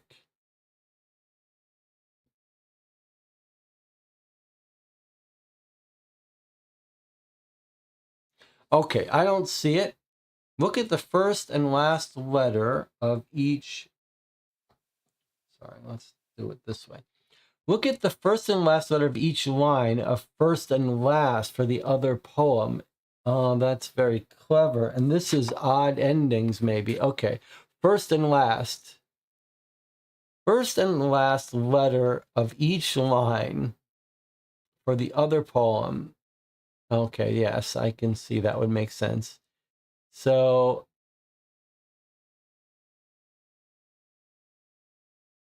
first and last letter of each line. Evely. Evelyn.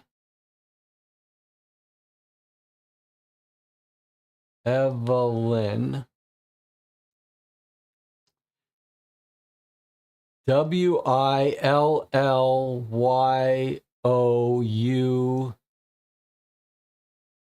Will you Narry? Will you marry me?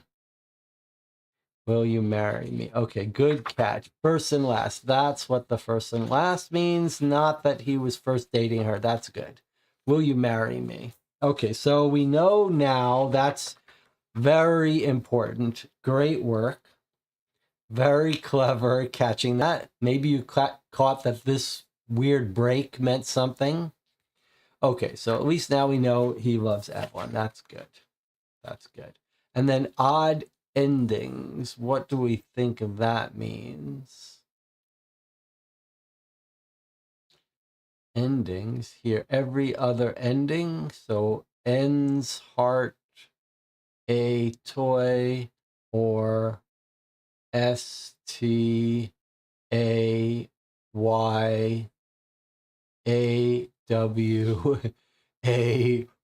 Stay away. Ouch. All right. So, however, now what we don't know for sure, though, is he saying Viola will pay? Or is my John Dixon Carr quote the answer to this, which is that it was some other woman off screen trying to take him away? Very cool. All right. Good work, DJ Moneycut. Very good work. At least we know who these are for. You could imagine that Viola has come in on November 3rd, right after he proposed. So he's proposed to Kittredge. He said, please choose me. Please take me back. And then 3 days later, Viola comes to him and says, I'm going to tell the world that we have a baby together. And you could imagine Iris said, oh, no. You're not telling anyone. You're trying to ruin my happiness with Kittredge. You tried to steal me away before, and you're trying to ruin me now.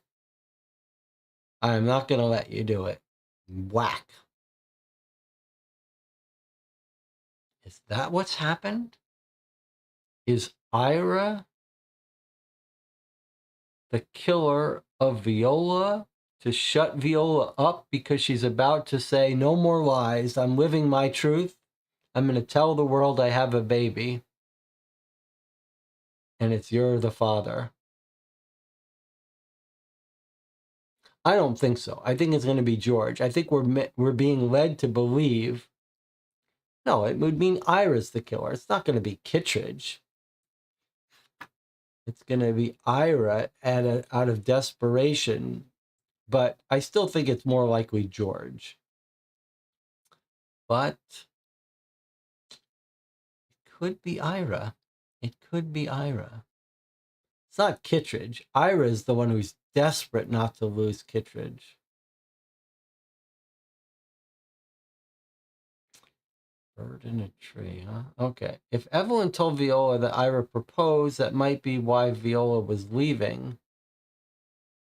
That's an interesting theory. Yes, I think that's an interesting theory.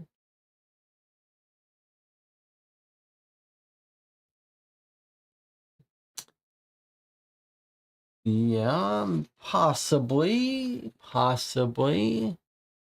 Although I'm not sure that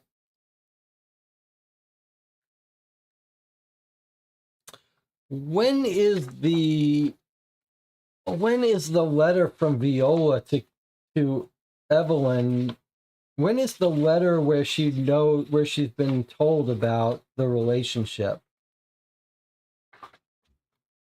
Like, it wasn't so recently, was it? I don't know why it's not. Maybe it's box 3.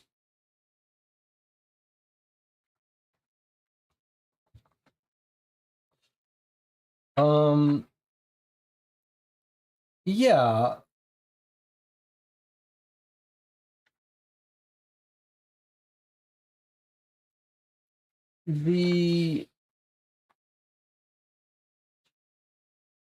It's not, she hasn't just learned about it.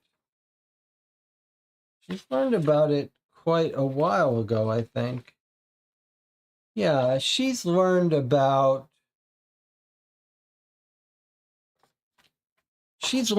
their relationship many months ago. So I don't think she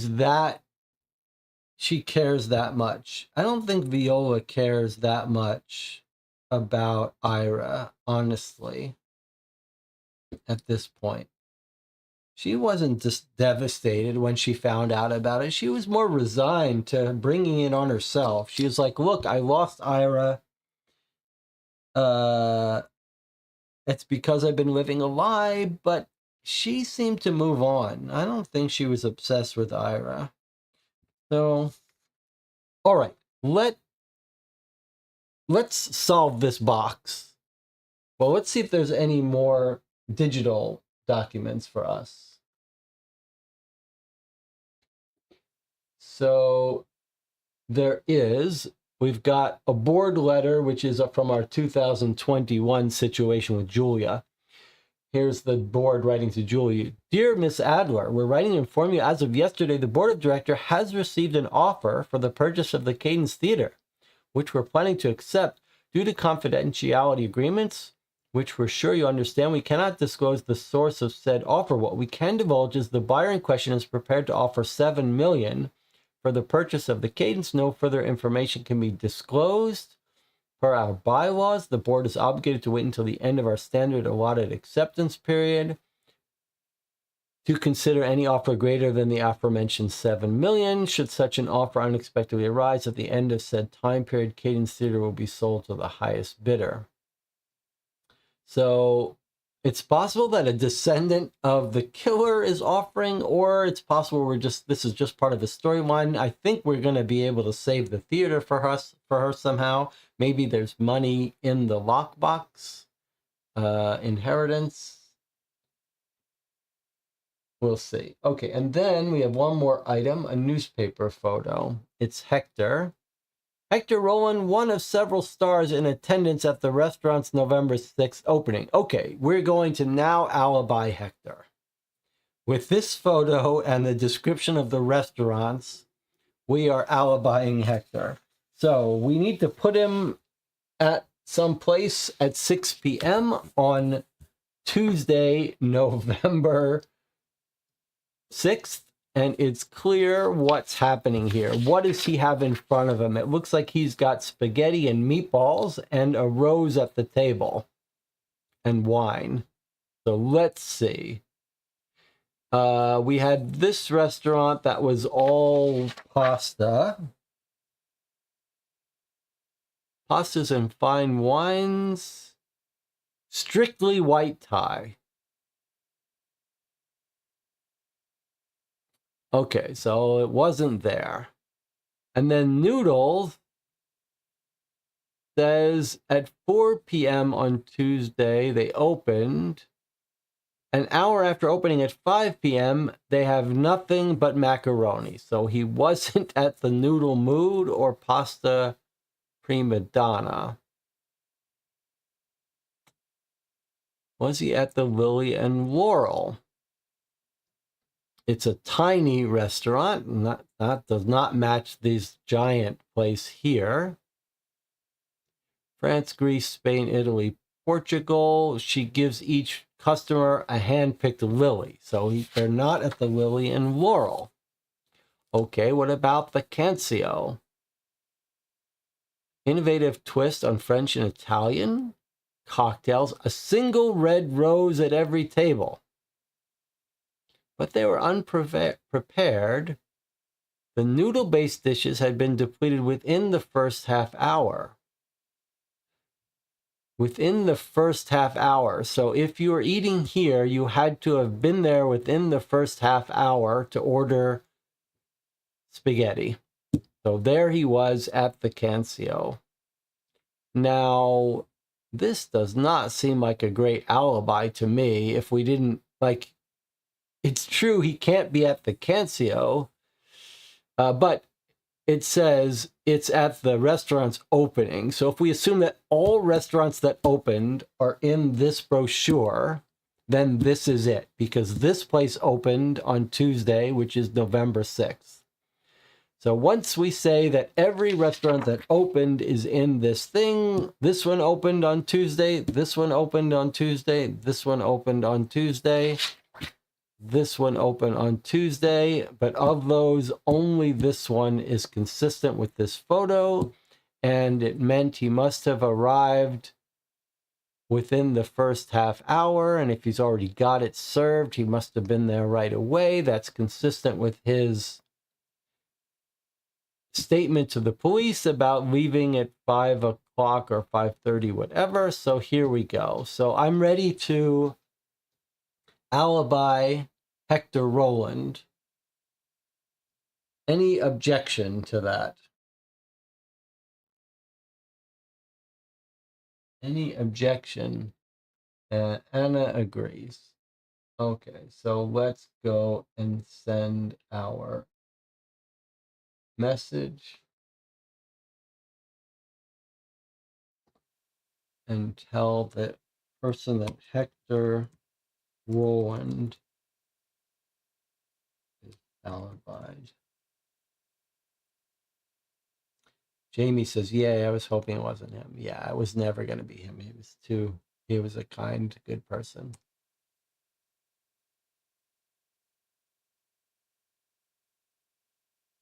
All right, let's see what Julia says. You're right.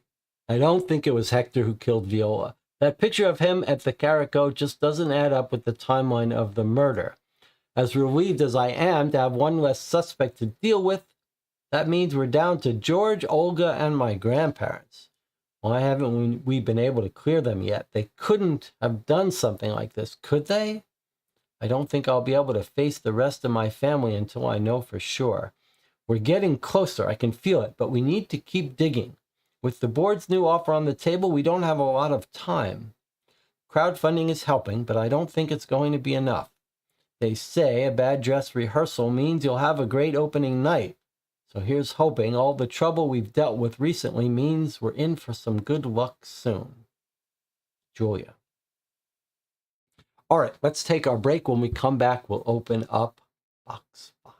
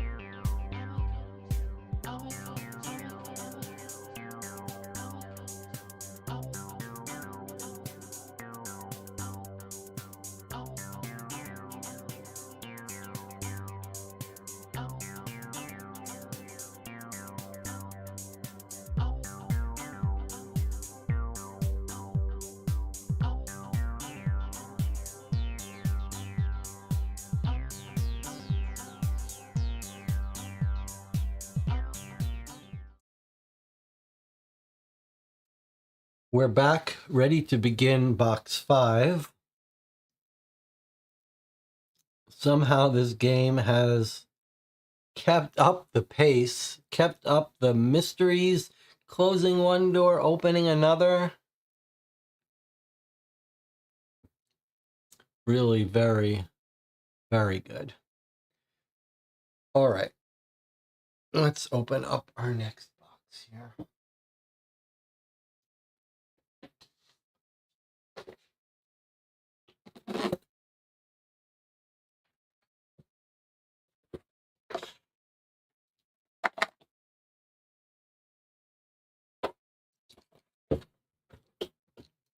Two more boxes left.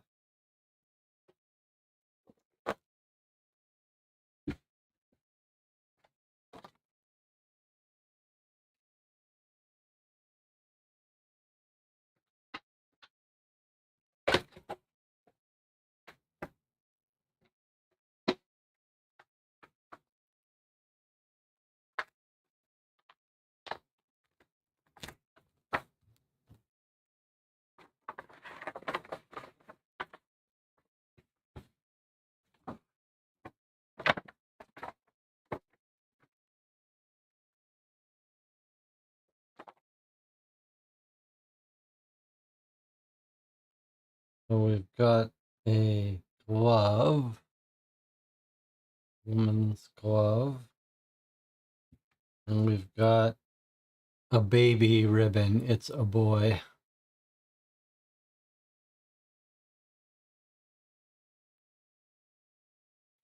All right, let's put these aside and read our introduction letter.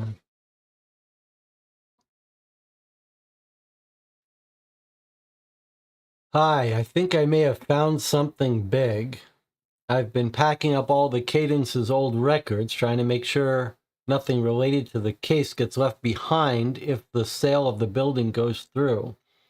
As I was cleaning out my desk just now, I found some old papers stuck in one of the drawers. I had to pull really hard to get them to come free, and when I did, I realized the drawer had an honest-to-God false bottom. I've been sitting at this desk for years, and I never had the slightest clue it was there. So now I have yet another mess of papers and junk to sort through. I'm sending you a few pages from the drawer because they're in code. And I added a picture on the virtual desktop so you'll have an idea of the entire context. Some of the personal effects in the drawer look really familiar, but honestly, I'm not sure who all of this belonged to. The desk has been there since the Cadence was founded, so a lot of different people have had access over the years. Obviously, whoever put it there had something to hide. It's incredible just how many important clues have been right under everyone's noses for decades. It feels like every time I open another storage crate, some new question about my family is waiting inside. I found the ribbon I'm sending in a box labeled Summer 34, right on top of the letter from Hector with all the numbers at the bottom. But Hector never had any children, so whose baby was that pin supposed to be for? I have the feeling I already know the answer to that question, but I'm almost afraid to say it. If I'm right, that changes everything, not only who I am, but who my entire family is. And if my grandparents hid the truth from my father for his entire life, what else might they have lied about? I don't want to believe it, but I can't deny it's at least a possibility. There's something else that's been on my mind too. I keep thinking about the cut-up blueprint I sent you last time, which seemed to be marking the spot for some other hiding place. Between the key that was found on Viola's body and the lockbox that was delivered to the theater in 34, it doesn't seem completely impossible that someone left more than a body hidden somewhere in the Cadence. I could be totally wrong. Maybe that lockbox is long gone, or there could actually be a box, and we'll find out it's empty. I don't know, but at this point, I'm desperate enough to try anything if there's a chance that whatever I find might be able to save the Cadence. What's the worst that could happen? If I do nothing, the Cadence is still going to be turned into condos or a 3-story frozen yogurt emporium or some other midtown monstrosity. So why not knock a few holes in the walls? Even if I don't find anything of value, maybe that lockbox will contain some information that'll bring us closer to finding Viola's killer. I think it's a theory worth exploring. I'm going to try to narrow down where to look for the lockbox, but I don't want my little treasure hunt to distract you from your main objective. So she gives us a new password. She says, when you know who you want to clear, send me a message. Okay, so we have one more suspect to clear today, and then we're going to find that lockbox. All right, so there you have it. We were right about the lockbox, right about the blueprint, going to tell us where it is. And we're almost certainly right that the key is going to be the key. Are we going to get a picture of that key? That's the question. All right, let's see what items we have for us. A folded letter, a memorial for Viola Vane, a 2-page letter with musical codes. That's going to be George, for sure. Is this the one she's talking about having found? Then it's George's notes. Then we've got some doctor's notes that are going to tell us about Victoria Viola's baby, no doubt. Some notes from the Excelsior Hotel. We'll have to make sure we remember. Is the Excelsior Hotel where Olga and Viola were staying? I need confirmation of that. And then we've got a private investigator report, a property agreement for the sale of the Cadence Theater, it looks like, and the divorce papers. The divorce papers of George and Ruth. Jamie says, no, the Excelsior Hotel was who Ira was on the phone with for an hour. Is that right? Yes, I think you're right. The something Arms was where Viola was staying. Well, let me just see the police statement from Ira. Yes, you're quite right. Ira Adler was on the phone to the Excelsior about a reservation. So maybe we're going to end up clearing Ira today. Is this over here or over here? Let me just put things in the right place. Police reports over here. Okay.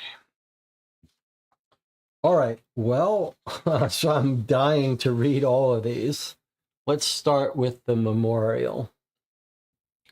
The memorial to Viola Vane. November 7th, 1944, 10 years after she was killed.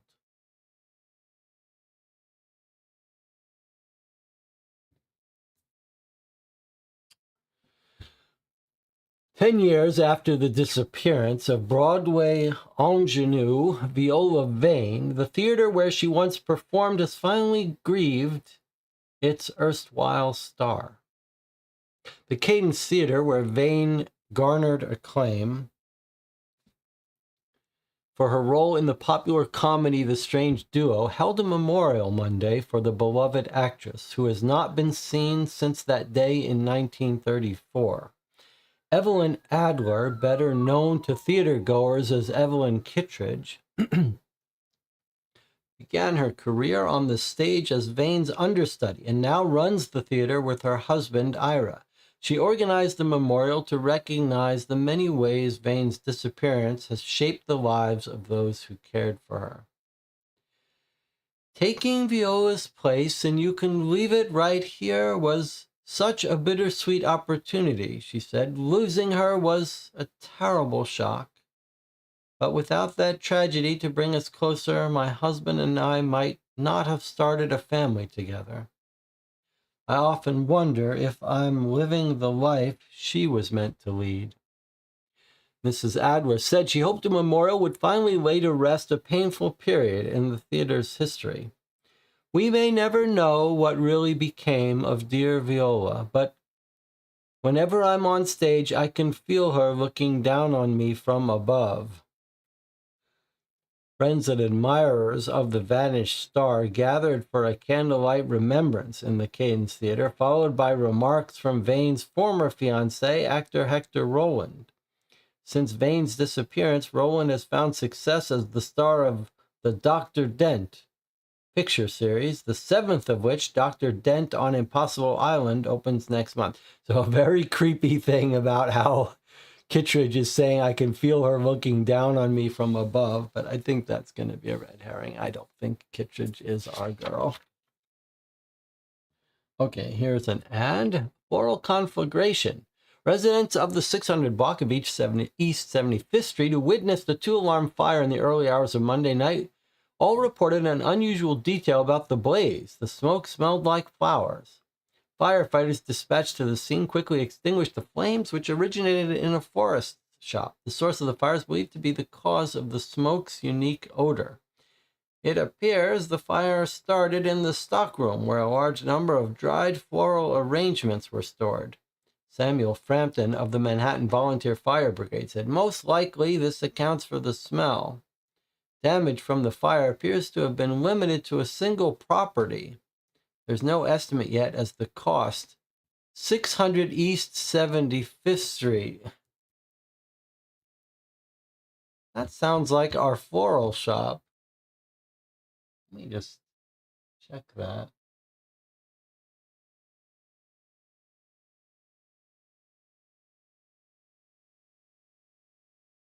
That's our floral shop. That's our Once and Floral Flower Shop, which is at 616 East 75th Street. Yikes, is that just a coincidence, or are there no coincidences?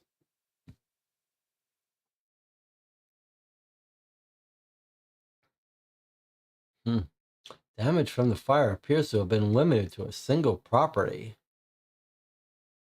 So 10 years after she was killed, someone has burned down the flower shop.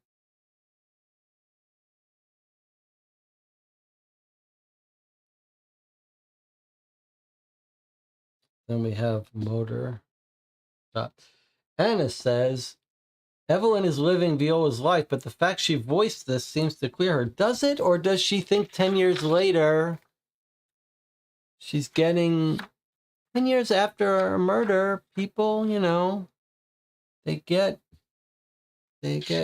their hubris gets the better of them. They think they're untouchable. All right, let's see this. This is going to be a letter from Hector. This is Hector's stationery. All right, we know how to read Hector's code, so that's a good thing. Ira, as the strange duo approaches, here's August 34th, so this is before Viola disappeared. As the strange duo approaches the end of its wildly successful run, success that is in no small part due to yours truly, I think it's appropriate for me to take some more time to relax and rejuvenate. The actor's body is his primary tool, after all. I simply cannot, in good conscience, allow my instrument to become worn and weary. The entire production would be sure to suffer for that, I should think. Not to mention Lucy and Lewis, the folks I've hired to keep an eye on my place in New Canaan while I'm in the city, have simply been doing too phenomenal a job. It's become impossible to stay away for long. You know what they say, good friends are hard to find, but good help is nearly impossible. All of this is to say, I'll be out of the city today and Tuesday, taking in more of the fresh Connecticut air to which I've become lately so accustomed. I'll be sure to be back in time for our first duo performance of the week on Wednesday. Unfortunately, that does mean that I'll be missing the initial reading of You Can Leave It Right Here. I'll be sure to look over my part sometime soon. As we both know, you of all people owe me a certain amount of leniency, and I expect you'll find this an acceptable arrangement. Not sure what that's about. Let me know if there's anything I can pick up for you, or perhaps for Evelyn or even Joe while I'm away, news, souvenirs, or anything else of the sort. Pass this information on to whomever else you think needs to know. And then here is his book code. This would be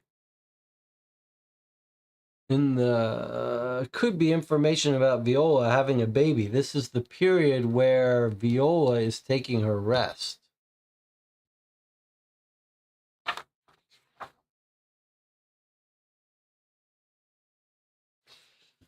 All right, I guess we'll decrypt this now.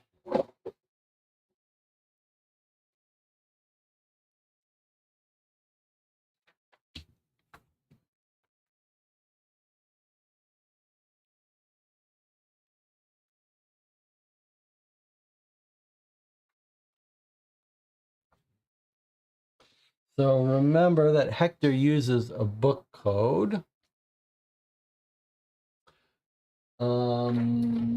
So we've got to number the lines.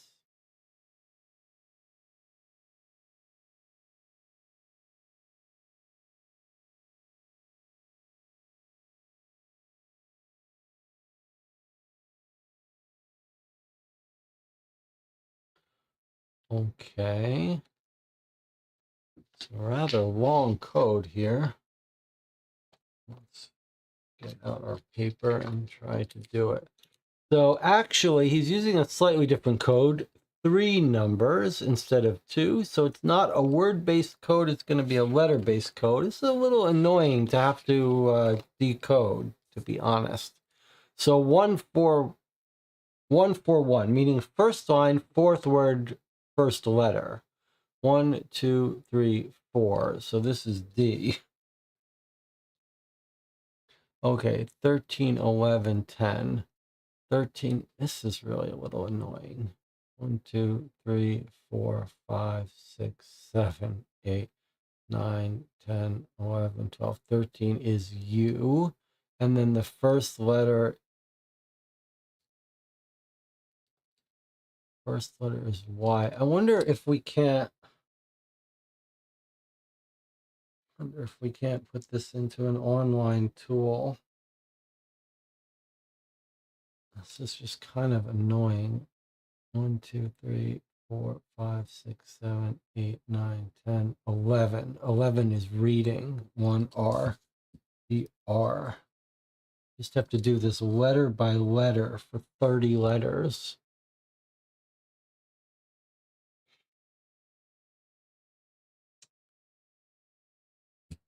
Let's put this off. Maybe we can find an online site to do this. I just don't want to spend an hour doing that.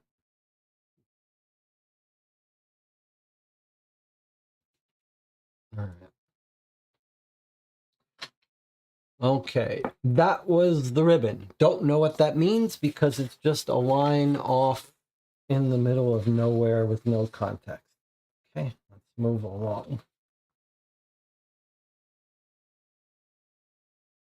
Let's take a look at the Excelsior Hotel and see if we can't maybe clear Ira. So November 6th,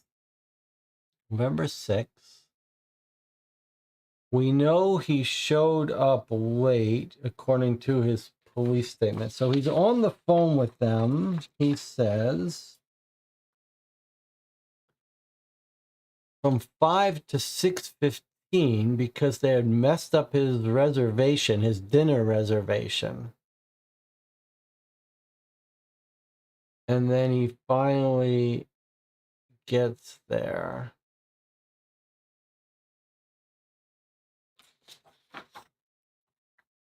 He left promptly after getting off the phone. He was already late for his reservation, and I think he might have been going there with Kittredge. So let's see. Room. Do we have time? Yes. Okay. So here we go. But why does it say A.R. Laird? Okay, this is someone that's going to push back Ira Adler's reservation.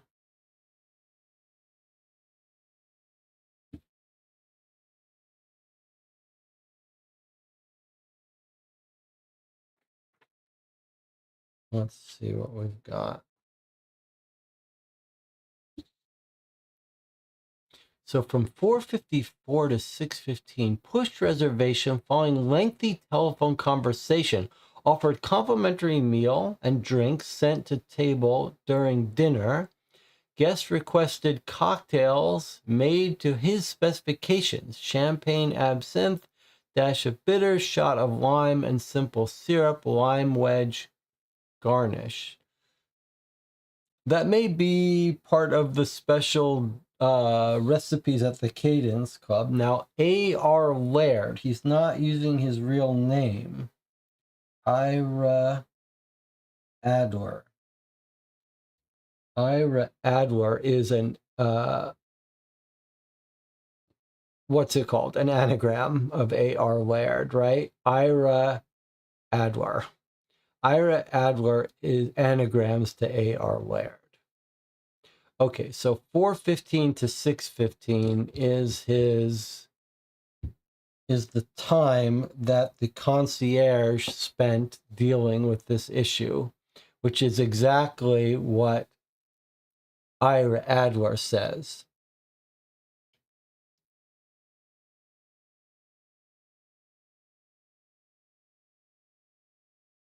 So that seems like Ira Adler is telling the truth, but now let's continue on to the next page.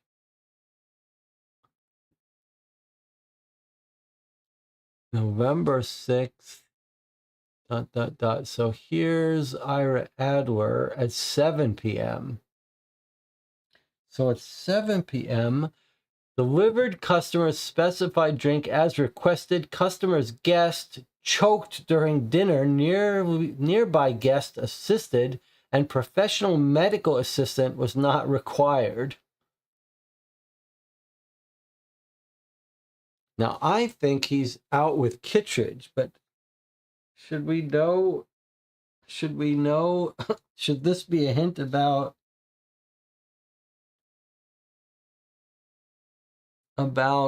confirming it's Kittredge? I guess it confirms with us that he was there until 7. That doesn't really help us.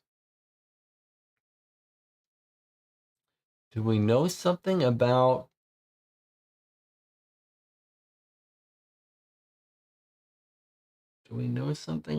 some choking?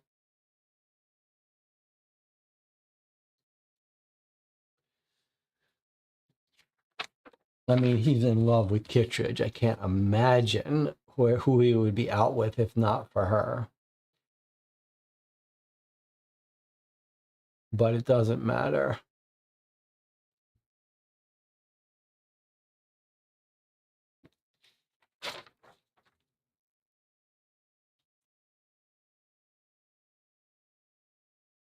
And it just ends there. No sign that they stayed overnight at their room.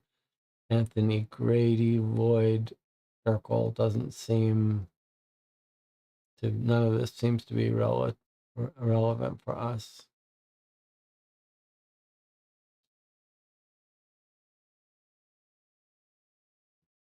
All we know is that the concierge was on the phone with Ira from 5 to 6:15 back and forth, which is consistent with what Ira Adler says, and that they actually did show up to dinner with a guest.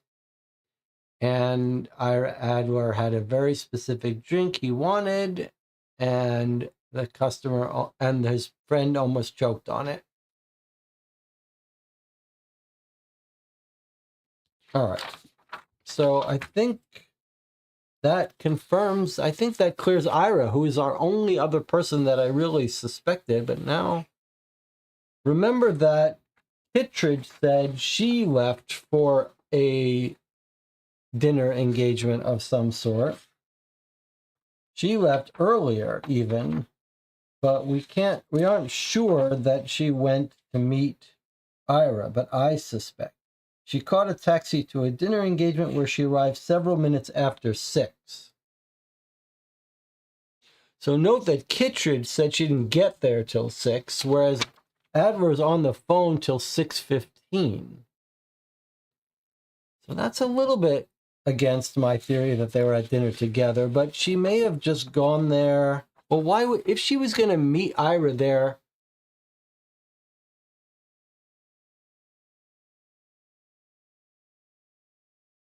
I guess it can't be with, it can't, he can't have been going to dinner with Kittredge.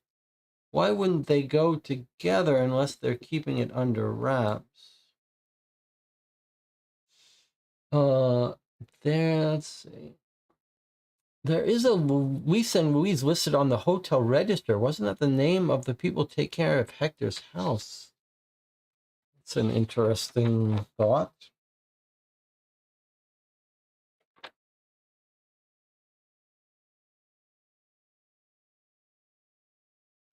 It does say Lisa and Louise Burrows requested additional linens. Yes, it does say Lisa and Louise. But Lisa and Louise are supposed to be in Connecticut. Oh, that's very weird.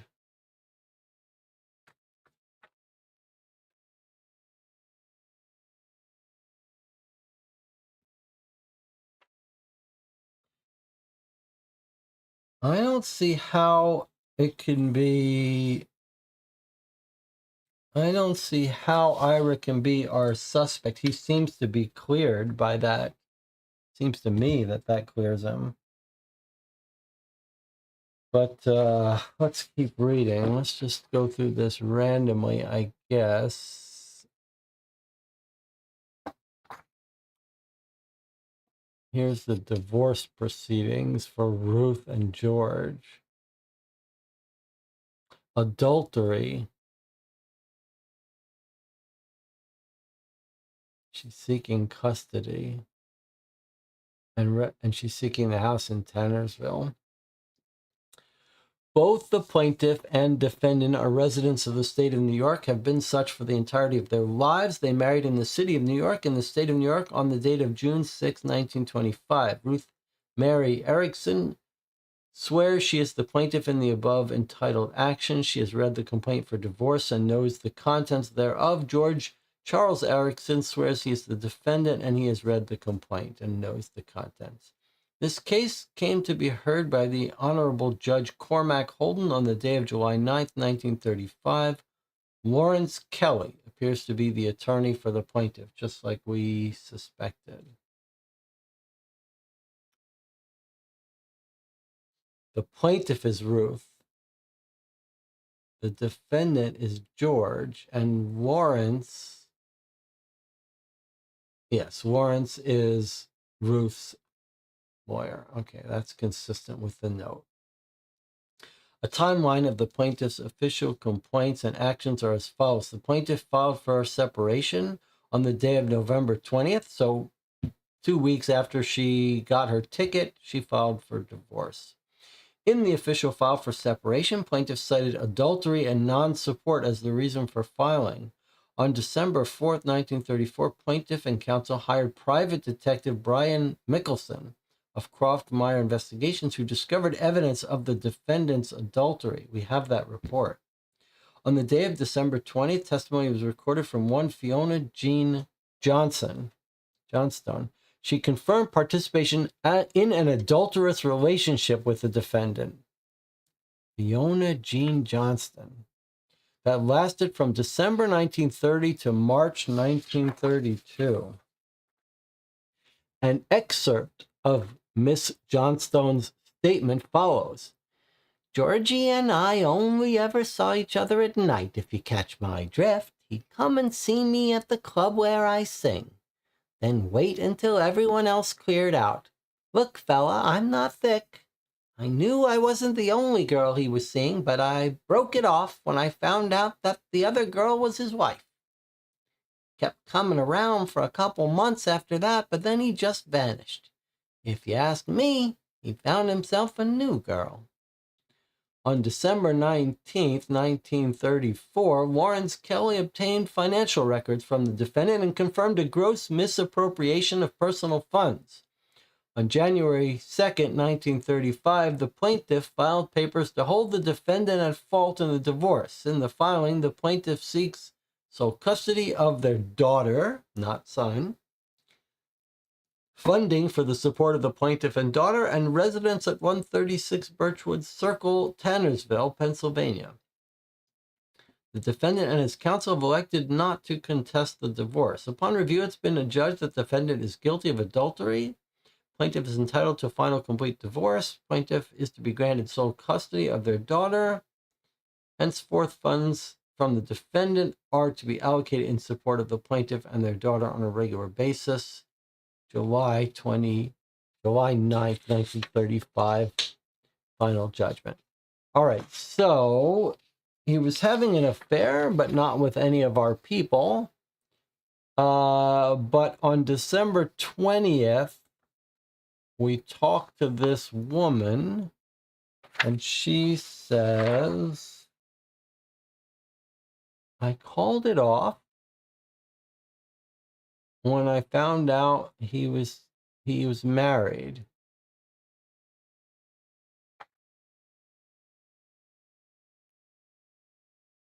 I broke it off when I found out he was married. He kept coming around for a couple months and then he vanished. So she says, if you ask me, he found himself a new girl. So I guess there's still something possible going on. Something occurred to me. Remember, he had a couple payments to Olga, the mother.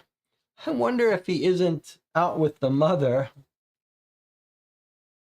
Remember on November 6th, she doesn't come home.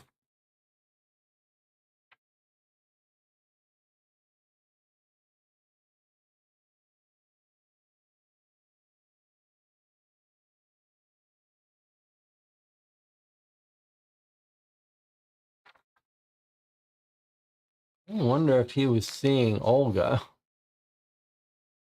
Who knows? That's not, I guess that's not really relevant here nor there. But now we know she's got her own baby girl. They're not caring for Viola's baby. All right. At least George is not related to Julia. Okay. In Connecticut in August, not November. Okay, that means nothing. Now, let's look at the sale of the theater, which maybe he needed to do because he needed money to pay for his divorce. Let's take a look. Here's the property agreement. January 4th, so a little bit after the divorce. Is that right? The divorce is July 1935. Finalized, but December 4th, 1934.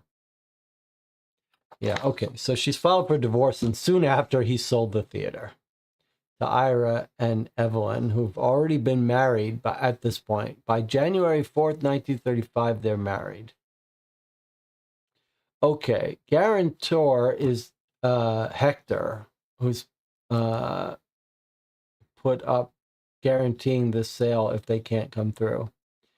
Hector Rowland, whose considerable personal and familial assets have facilitated this agreement, has agreed to fulfill the role of guarantor of the payment. Rowland agrees to undertake all legal and financial responsibility, ensuring that the agreed upon payment be fulfilled at the agreed time. Agrees to forego all future stake and responsibility in the ownership. Here's the financing. Payment made in cash, delivered as soon as the seller delivers the full extent of items. The buyer is purchasing on the following terms. They're going to transfer all keys. Seller acknowledges no copies of duplicate keys exist. They're going to transfer all items. Can't remove any items. This would seem to suggest that wouldn't this seem to suggest that George is not the killer? Like, surely he'd get rid of the trunk if he was the killer, don't you think? This is problematic for my theory of George as killer.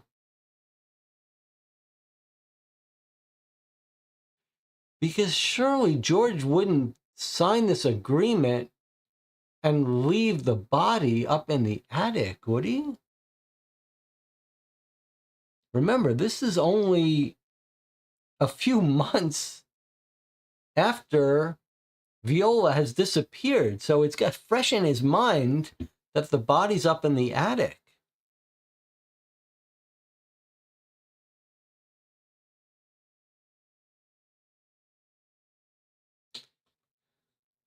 All right, he's agreed that it's going to be signed. This is the buyer's first and final offer. Buyer is aware of seller's precarious financial situation, is not interested in engaging in any form of negotiation. The cost is $250,000. Seller shall deliver the deed to the buyer within 1 day of signing this agreement. If it's not met, then the agreement is rendered null and void. Seller will also deliver to the buyer a property signed and notarized warranty of deed, lien, covenant, etc. Closing date is January 5th, 1935, which is 2 months after the murder. And here they have signed it, and we've got signatures. So there's Evelyn's signature, Hector's signature, Ira's signature, and George's signature.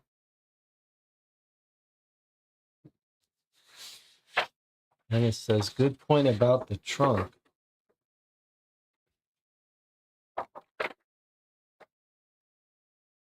Okay, here is the private investigator report about the divorce. Dear Sir and Madam, encloses an official summary of the Croft-Myers investigations report concerning case 11-2001. Clients requested investigation into, this is not the divorce investigation. This is someone else investigating Victoria Gaynor, alias Viola Vane, specifically information concerning her unexpected absences on weekends. Oh, here we are, where she's going to take care of the kid. Surveillance to begin on October 19th, last until sufficient evidence of activities have been gathered. Brian Michelson is the agent. Who is our client here? Initial determination. Upon her weekend excursions, Miss Vane, for exact reasons unknown, has been visiting the town of New Canaan, Connecticut. While there has been no hard evidence obtained, the enclosed report contains some speculation on the part of the investigator. No evidence thus far suggests foul play or malfeasance. What follows is a concise summary and evidence of the investigation's findings. Summary. On each occasion on which she was followed, Miss Vane went out with what seemed to be a deliberate intent to obscure her identity, often wearing large sunglasses, unseasonable hats. Of course, it's possible that as a famous actress, she was simply hiding her identity to prevent herself from being overwhelmed by her many fans. It is, however, the investigator's theory that Miss Vane knew she was being pursued. I have no evidence to support such claims other than the feeling in my gut. On the first occasion of pursuit, October 9th, 1934, the subject was seen boarding a Blue Line train on the Eastern Boundary Railroad. Unfortunately, the train departed before I was able to board. Though her exact destination was unknown, the only stops were in either New York or Connecticut. I obtained a Blue Line map, and in place of futilely pursuing the subject returned to her home neighborhood to question neighbors for information. The only knowledge they possessed of the subject's intended destination seemed ripped straight from gossip columns and was largely discounted. On the date of October 26th, I successfully tailed the subject aboard another Blue Line train, though she moved erratically through the station, furthering my suspicion that the subject knew or suspected she was being followed. Subject disembarked in the town of New Canaan, Connecticut, where a taxicab was waiting for her. I was unable to obtain the taxi's license plate, but observed the vehicle heading east on Elm Street before turning north on Park Street and disappearing from my sight. The only lead available was Chester's Cabs, the company to which the taxi belonged. I was able to discover which cab was at the train station, track down the driver.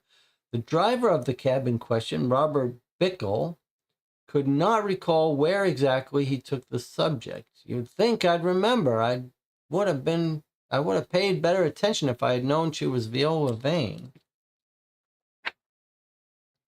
Afterward, I obtained a map of New Canaan and identified local hotels, inns, and other potential locations of the subject's possible short-term stay. Sensing a pattern, on November 2nd, I awaited the subject in a rented car in New Canaan and observed her entering another waiting taxicab. This time there was another man present in the rear of the taxi. I pursued the vehicle to a gated community outside New Canaan proper, but was unable to enter. I noted that when the taxicab departed a few minutes later, the driver was the only occupant of the vehicle. I surveilled the community throughout the weekend, but the subject was not seen leaving. This is just a few days before Viola disappears. Of the multiple vehicles that entered and left the community, I was unable to confirm if any were connected to the subject. In addition to personal vehicles entering and leaving, I did observe a Let Us Celebrate catering van, a truck from Take the Plunge Plumbing, and a car from B Positive Home Healthcare. On the weekend of November 9th, no new information on the subject was gained, though she was reported missing that week. She was not observed in New Canaan. In lieu of being able to pursue the subject, I inquired around New Canaan, stopping into locations where she might have been spotted, though no one recalled seeing her. The week of November 12, I worked on confirming the police runaway theory. Though they usually cater to runaways younger than the subject, none of my usual New York City contacts provided any leads on her whereabouts. Locations in New Canaan proved similarly scarce leads. Additionally, due to lack of payment, Croft Myers Investigations regrets that it is unable to continue the investigation. Case files are always available should you wish to pursue this investigation independently. Conclusion: this investigator must agree with the police theory that the subject be labeled a runaway. There's no discernible evidence to suggest the subject is still within the bounds of New York City or in the frequently visited city of New Canaan. We wish you the best of luck. No sign about who has hired him. Okay, New Canaan, Connecticut. There was a theory about early on by one of our viewers here that she was going to be in Connecticut. Hector has a house in Connecticut. I don't remember if it's New Canaan, though. And we do have train schedules. I'm trying to remember if we have other information.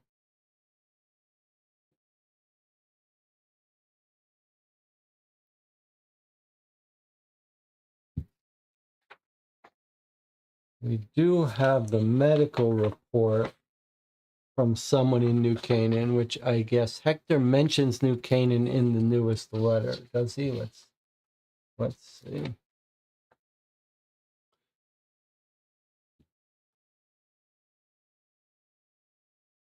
I've hired to keep an eye on my place in New Canaan. Okay, so I guess the baby was being raised there, perhaps, by helpers, and Viola travels back there occasionally to visit.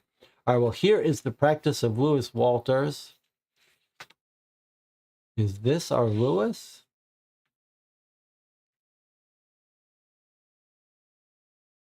In New Canaan. Prenatal care form for Miss Victoria Gaina, June 16th, 1911. That's Victoria Gaina. Estimated date of delivery, August 15th.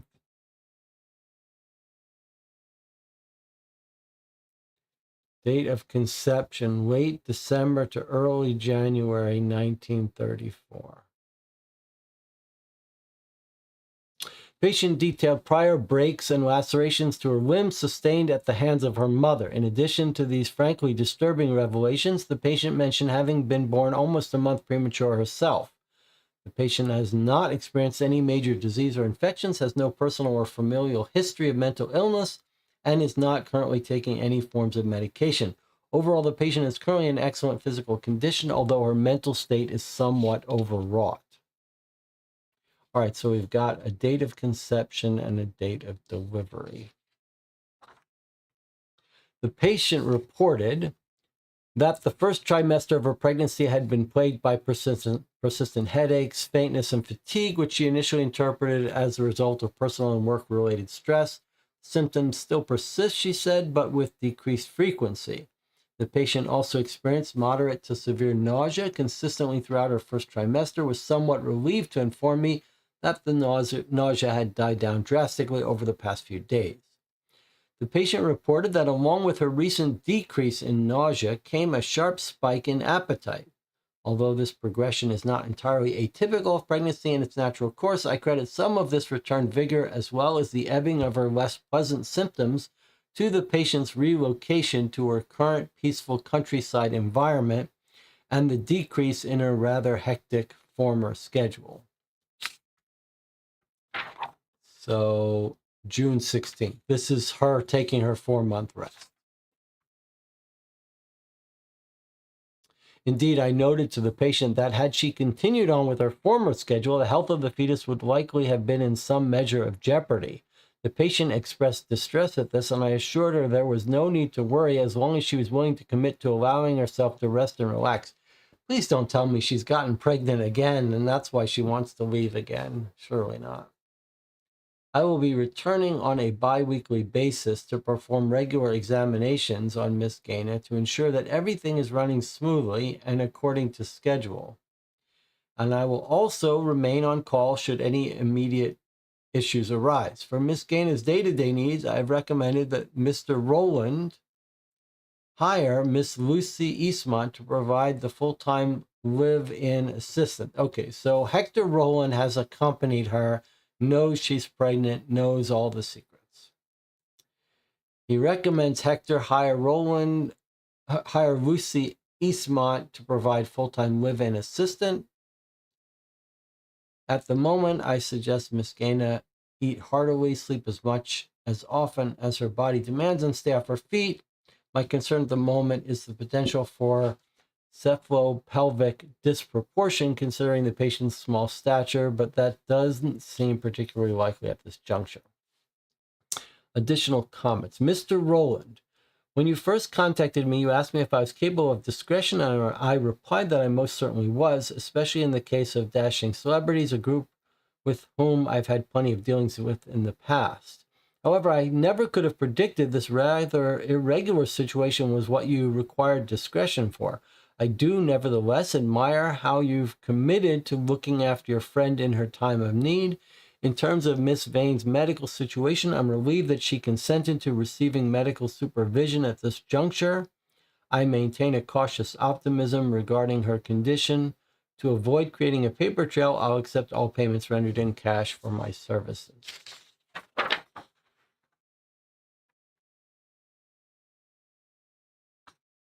And here's, so prenatal care form and labor and delivery care form. Do we have dates? Yes. Okay, here she is being admitted May 11th, and here she is. This is the delivery. So that was her intake on May 11th when she took her 4-month break, and here she is giving birth. I was called by Miss Eastmont a little after 1 p.m. The current date here is August 12th. She informed me that the patient had begun experiencing contractions. I immediately packed the requisite equipment and left for the residence. By the time I arrived, Miss Eastmont had prepared the birthing room, and contractions had begun to occur at regular 5-minute intervals. Sometime during the 4th hour of labor, Miss Gaina expressed interest in being given a sedative, a request I was more than willing to fulfill. I administered a low-dosage mixture of morphine and scopolamine at that time, and the patient became somewhat more relaxed soon after. The patient's labor persisted for 8 hours. 12 minutes in total before full dilation was achieved. The delivery took place at 9:19 at night. The patient delivered a healthy and very vocal infant. The infant was cleaned and dried, and the umbilical cord was clamped and severed. The infant's heart rate, breathing, muscle tone, and reflex response were then measured and all found to be within acceptable ranges. The infant successfully latched and began to nurse approximately 37 minutes after delivery. I then provided the infant a thick blanket and a small woolen cap and placed the infant in the mother's arms. Going forward, I confidently placed the care of the mother and newborn into Miss Eastmont's hands. Once Miss Gaynor returns to work, Miss Eastmont will assume responsibility for the care of the infant who will remain in New Canaan. My one recommendation is that the mother take at least a few months to recuperate before returning to the stage. Her spirit may be strong, but her frame is extremely small. It may very well take quite some time for her to feel up to snuff, as it were. However, I worry she isn't particularly interested in following this piece of advice and encourage Mr. Rowland to do what he can to convince her to take some time off. I'm sorry you weren't able to reach New Canaan in time for the birth. She's talking to Rowland, Hector Rowland. It was a noble thing to do, I think, to remain in New York for your show to deter suspicion. I'm glad I was able to at least place a call to your apartment that night so you could hear the infant breathing. It looks like this is the end of our professional correspondence, Mr. Rowland. If you ever find yourself in need of my services or my company, you have my number. Sounds like he's fancy. He's got a little crush on Hector Rowland. Okay. Well, the pieces are falling into place. It seems like Viola's baby just spent its whole life in New Canaan, Connecticut, being taken care of by Hector Rowland's live-in live-in nurse. So no mix-up with Ruth, baby, none of that. That was all false. That was all me getting ahead of myself. We have some notes now from the producer.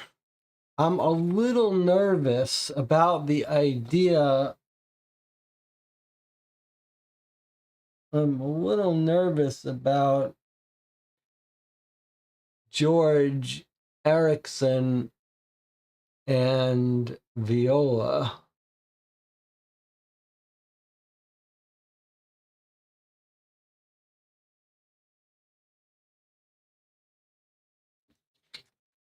Let us read this note from George, which I can see just at a glance that it's a little bit troublesome. Actually, let's take a break first before we get into this, before we start messing with cursive and encryption. We'll take a break. I'll see you in 8 minutes.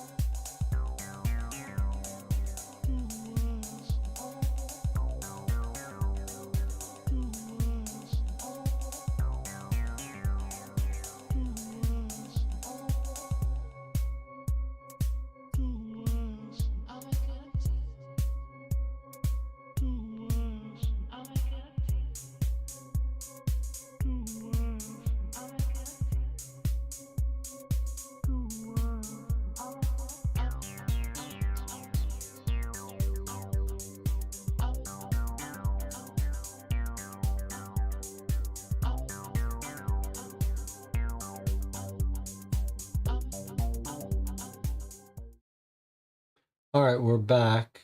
I'm a little bit frazzled because I went to hook up the laptop to do book code and I'm seeing the wrong transcripts. I guess we'll deal with that in a second. The letter from Hector to Ira in this box was sent 3 days after the birth. Do you think after Ira broke her heart, Viola slept with George? I'm worried that that's what's happened. Yes, so this is his baby after all. George was afraid Viola would expose their affair because he didn't know Ruth already had a lawyer. I don't think it's going to be. I don't think it's going to be that. I don't think it is going to turn out that she had an affair with George. I think it's going to turn out that George killed her out of rage when she was leaving, but I could be wrong. I do worry. Marco says, I think even if we can clear Ira for murder because of the restaurant call, we can't clear him from being possible accomplice after the murder. Evelyn would be the murderer in this case. That's an interesting idea. Helped her with the trunk. But when would he have helped her? They would have come back afterwards? I don't think... That doesn't work. It doesn't work because they were at the restaurant and the police statement from the stage manager, I think, says when he got back, everyone was gone, including the trunk. So that trunk was gone before. I think that makes it most likely to be George. And speaking of which, it looks like we have a letter from George.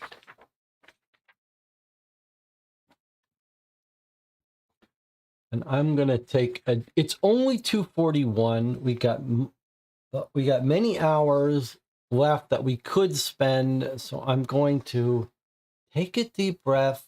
I'm not going to get upset about the time it takes to do deciphering or understanding cursive. So let's see what we've got here.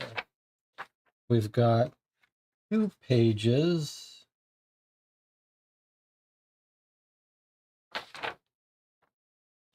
I can't tell if they're connected, but they're both using the music code, so they should be from George. Such time I've given to this enterprise only to have my whole world turned upside down. What was once my foundation is now over my head.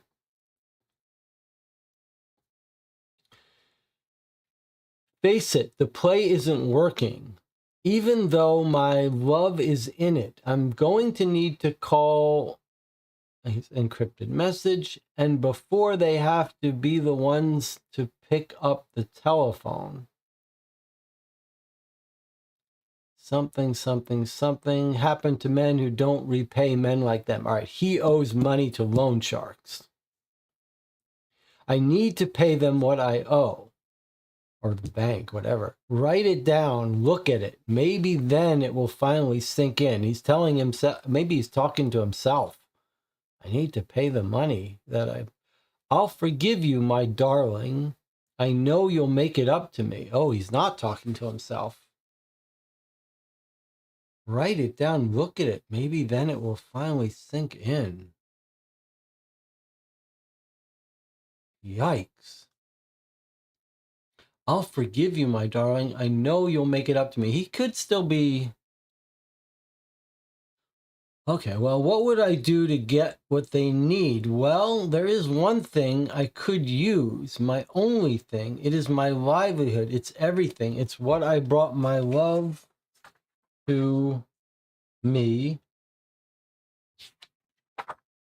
What brought my love to me in the first place? But if I don't, what would that mean for me and you? Encrypted, where would that leave us? If I left this place and these people, I'm sure I could convince you to come with me. I can imagine it in verse, in the way I know you would appreciate, a way of which I know you are found. The two of us stopped the world, stopped the Empire State Building, you not in the arms some buffalo, but in mine. Would that keep us apart? Something, something. No, no, no, no, no, he says. Such vulgarity, such mendacity is inappropriate for a beauty such as you, my darling. Will anything be good enough? Some people just aren't poets, I suppose. Oh, if only I could write something for you as the bard wrote for the Dark Lady. I, too, do rise at thy name. If only my nobler part were inclined, I would write tales of you as my bright lady, maybe one day, maybe an epic. Of course, there is always the problem of blank. Problem shall be dealt with before we can be together. What I have to deal with now is what's directly in front of me, what's waiting on the west side if I don't get them what I owe. I never let such problems fall to your feet. I've come to terms that I might have to sell even if I just pay off the blank. I don't want it, and I don't think you'll be pleased, my bright lady. But even so, it seems like good hands await the blank. This may have brought us together, but I know we don't need it to stay together.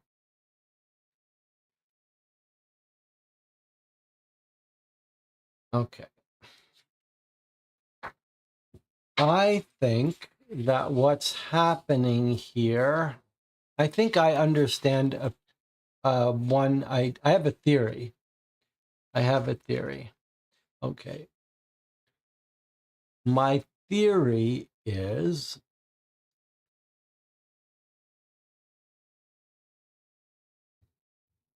well, my theory, he's obviously owes money. He's talking about selling the theater to be with his darling. He's either talking to his wife or to some other woman. Anna is saying, is this other woman Olga?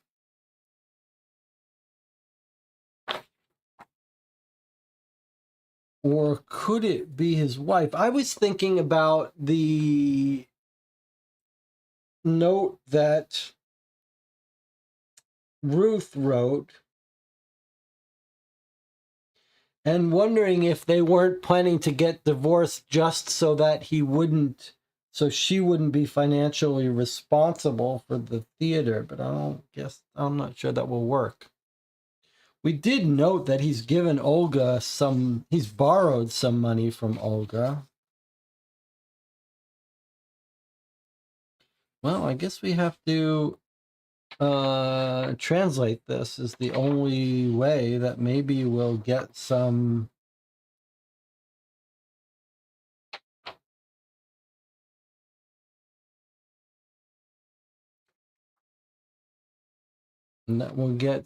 explanation.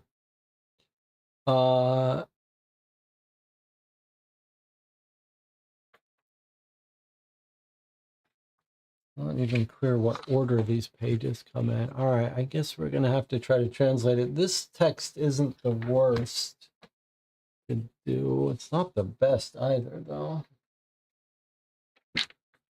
All right.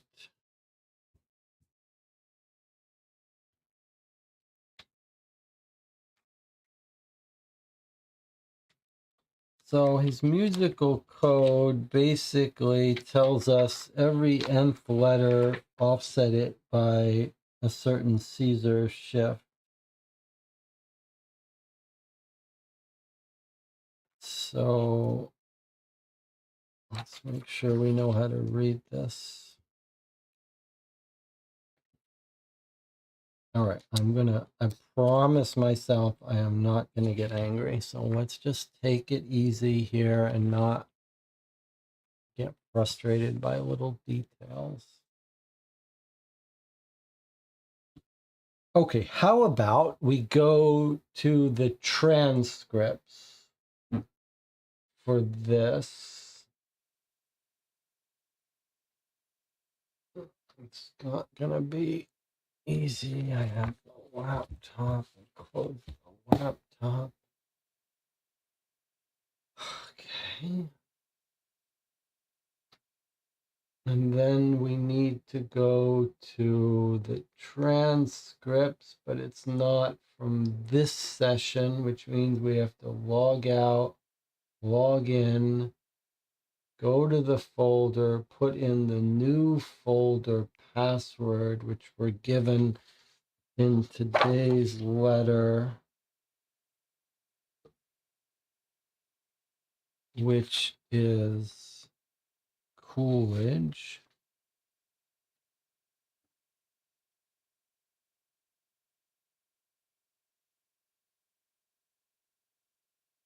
So now we've got the new password and the new folder and the new transcripts, and have I gone to the wrong thing? I've got to click this, and now I have to do this again. Why do we not see box 5?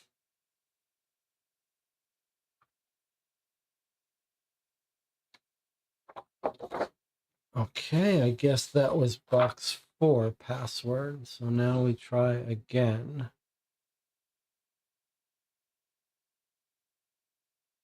So I've got to log out, but I can't log out because this is in my way on top of the screen. So I have to go back. Okay, here.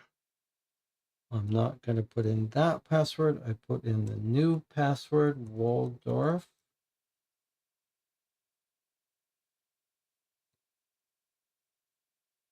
Fine, you can update it. Now we have a new folder with new transcripts.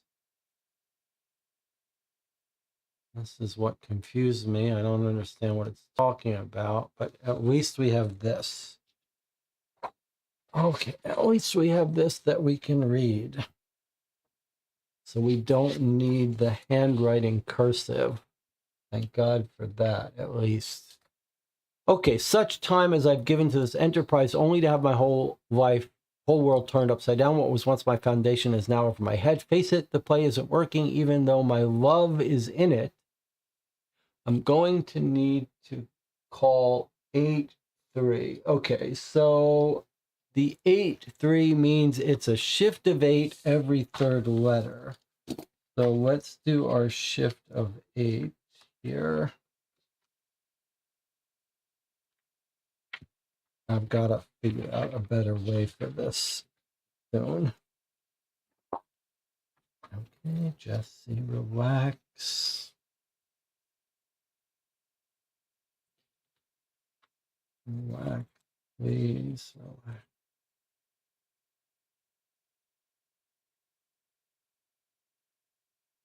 A shift of 8. 1, 2, 3, 4, 5, 6, 7, 8.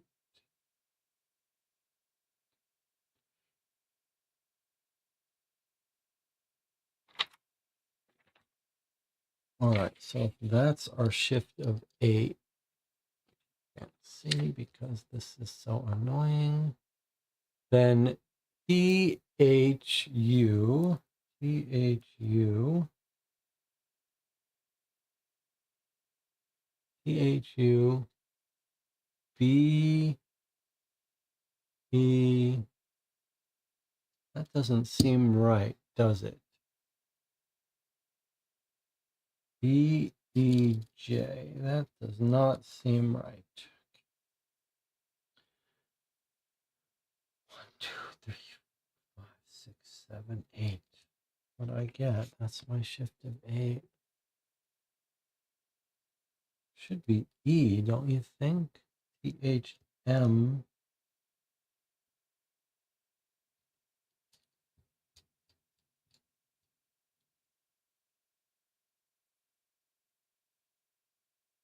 Is it 8 backwards?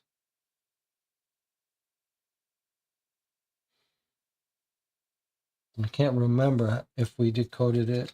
I thought it was +8, but maybe it's back 8. All right, if it's back 8, then it's 1, 2, 3, 4, 5, 6, 7, 8, which is an S, which is even worse.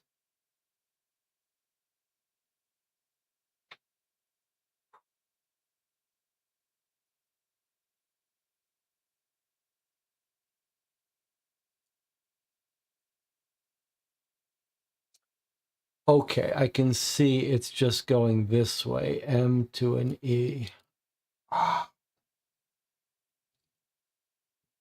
Okay.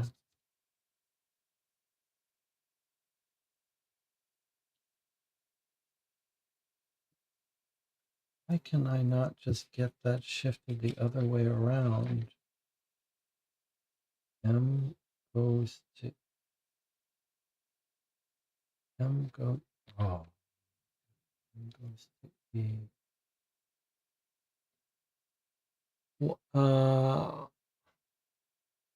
Okay. T H E.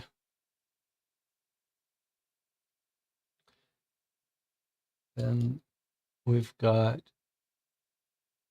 B E. Maybe I need to write it like this. All right, I need to relax. B E B U C Q A S again. Okay, so the E was the third letter, and then we've got this is the third letter, and this is the third letter. So B turns to T, and Q turns to I.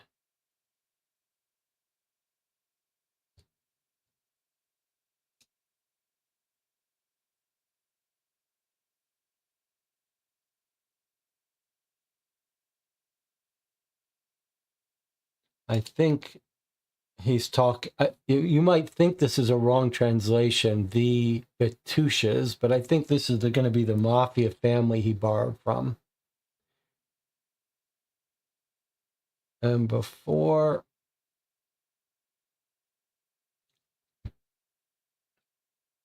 they have to be the ones to pick up the telephone.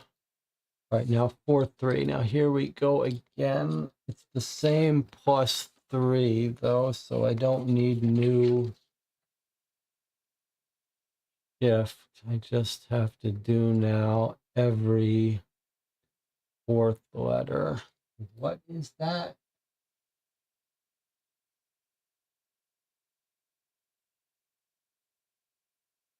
CHMCAOZERGOAXS.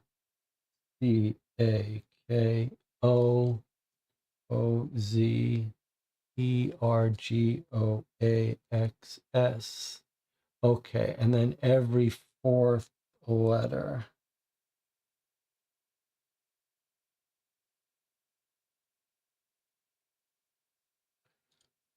Okay, let's try translating this now. C turns in.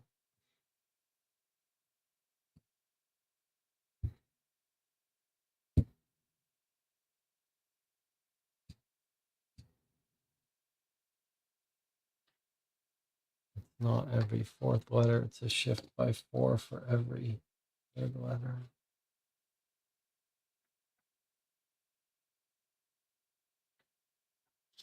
So instead of a shift by 8, it's a shift by 4.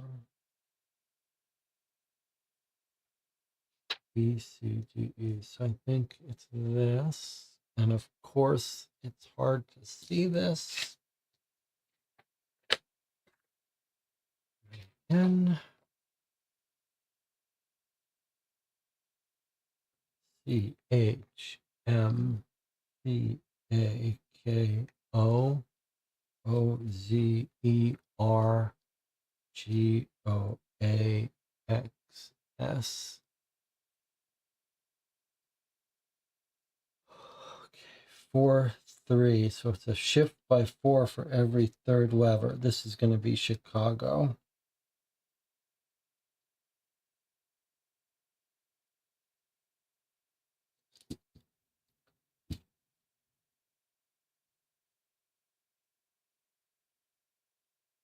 Okay, so M goes to I, K is going to go to a G, Chicago, Z goes to a V, G turns into a C,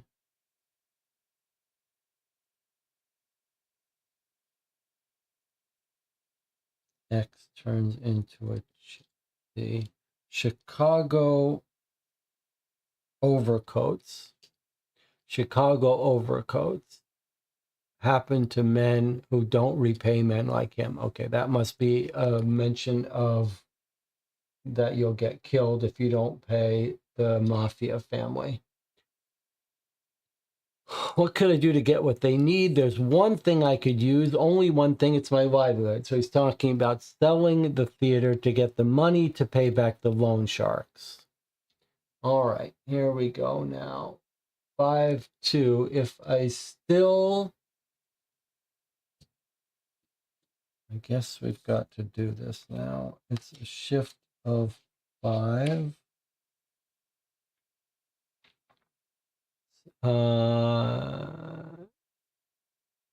Shift of 5. 1, 2, 3, 4, 5. So just has to go one more. Okay. Just for 2 letters, I gotta do this. T M E Y H J A Y E W A Y E W. Every other letter.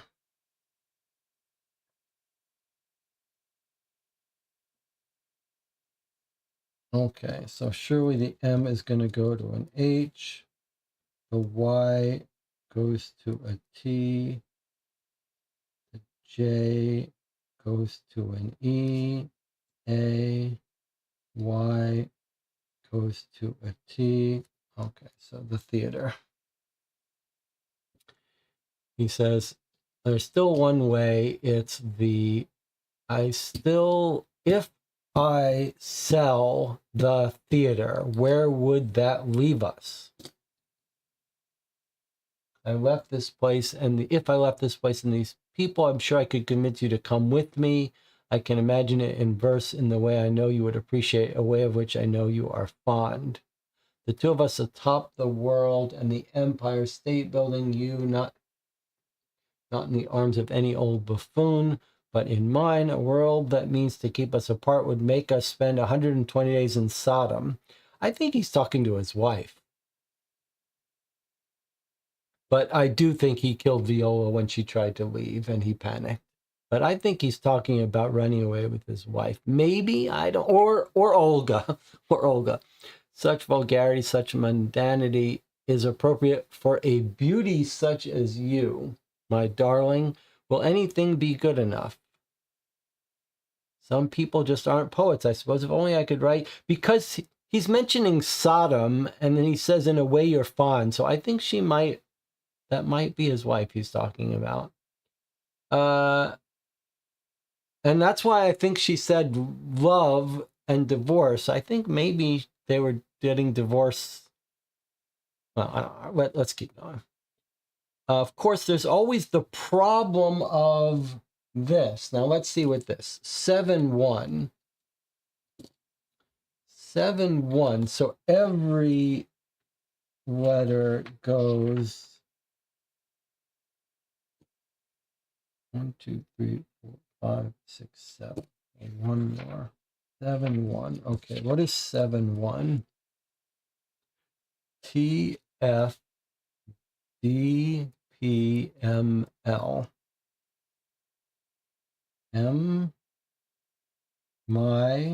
Oh, is this going to be wife?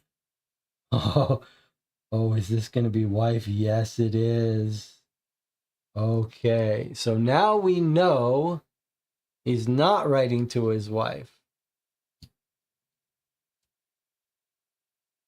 He's not writing to his wife. He's writing to the woman he loves. But maybe, yes, maybe this is the woman who called it off with him. All right. So at least we have this. At least we know he's not running to his wife. Such problems shall be dealt with before we can be together. What I have to deal with now is what's directly in front of me, what's waiting on the west side if I don't get what I owe. I never let such problems fall to your feet. I've come to terms that I might have to sell, even just to pay off this family, the Bucases, unless I've translated that wrong. But anyway, it's the name of the mafia family. I don't want to. I don't think you'll be pleased, my bright lady.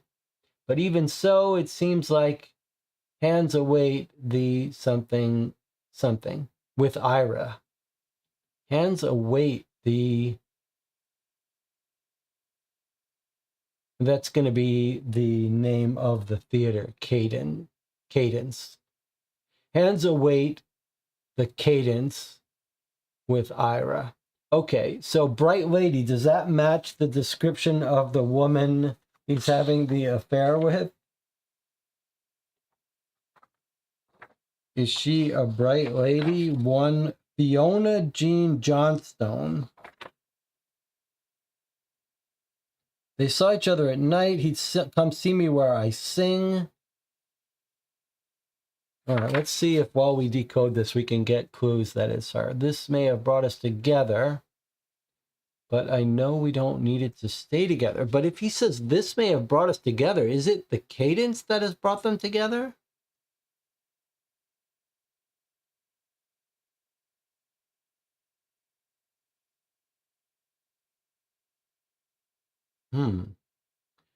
All right. Well, we know it's not his wife, but we don't know. But now this is only the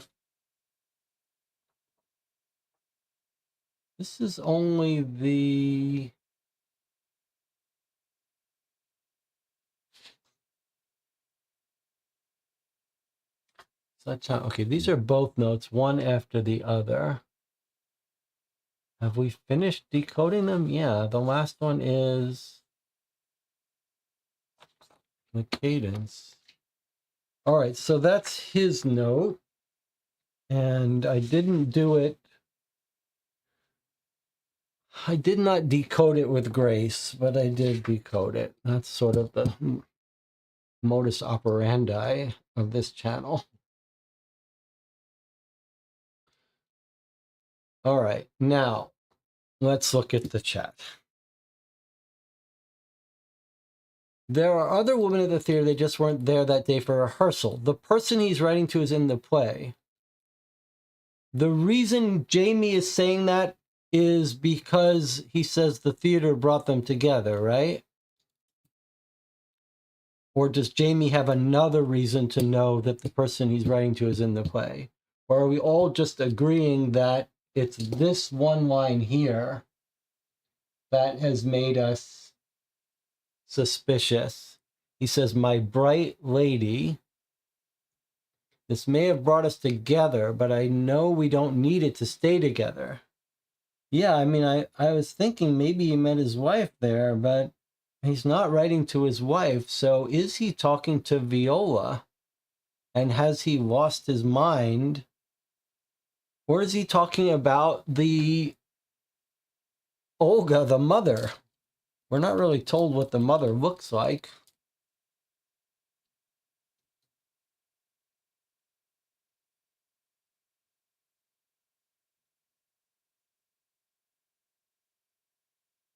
What is this weird line here? A world that means to keep us apart would make us spend 120 days in Sodom as... And then he's like, no. This is wrong. Jamie says the beginning of letter says she was performing. Okay, I don't see it, but maybe you can point me to it.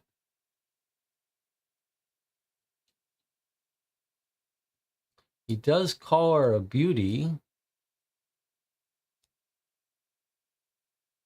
Can you imagine if she actually on the rebound got together with George and had another baby with George and he killed her?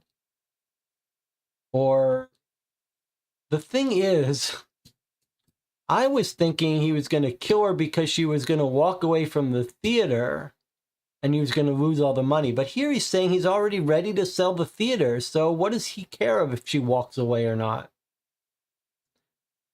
Well, maybe he breaks up with her, but what does he care about that? I mean, yes, he cares, but he seems like he's more concerned about owing money. The play isn't working even though my love is in it.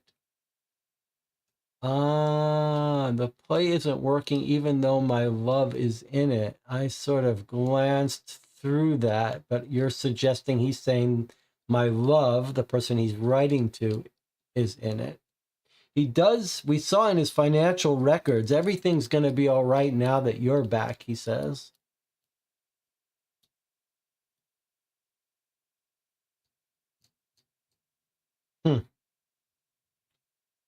All right, well, let's decode Hector's message, even though I suspect it's not going to be anything earth-breaking. It's just going to be about the baby. But it's going to make us decode it. We may be able to use an online tool for that. Okay, before we leave this, or before we try that, let me, these are 3 transcripts. I don't understand about this transcript for jewelry appraisals. This is going to be this. Okay, we already know, we did figure this out. We found Laird. There's Lisa and Louise. Additional linens. Don't know. Maybe they travel with them. I don't know. Customers' guest choked during dinner. Nearby guest. All right. Well, we could read that, so don't worry about that. And then jewelry transcript appraisal. I don't know what that's. This is what's going to be in the. Okay, so we're going to find in this lockbox some jewel worth millions. Let's see what we've got. So there's the hidden desk drawer. And these are the items we've been sent, including the glove. Now, can we make anything else out? I mean, surely we should be getting these documents. I don't know why we should be reading them on this photo, but I guess she didn't send us all these documents. I must tell Ira about who was something absolutely. The woman said she blank, and you wanted to know. The woman said she something. Maybe she had wanted to know all of. She must be an obsessed. She must be. That's weird. And then here, 1 dozen need. This is an order from the flower shop, a pickup for 1 dozen. Maybe 1 dozen red. And what is this other white note here? Okay, something. And then what's down here? Looks like some jewelry. Humming to of ornate floral unmanned something and a piece of jewelry. What is this? I think, and then here is going to be some very expensive jewel. Okay, what have we got here?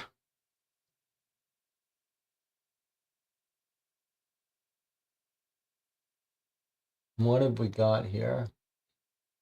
Victoria Gaina. Oh my God, has he killed her for some jewels she has?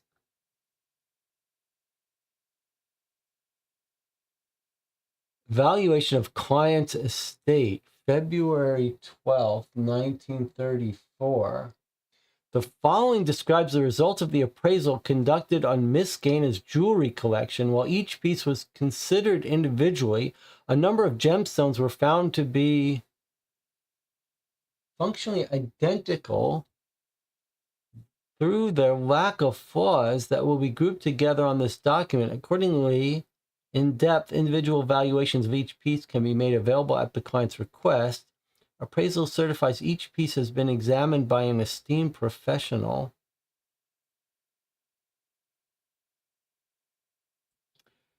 So she's got tens of thousands of dollars worth of jewelry.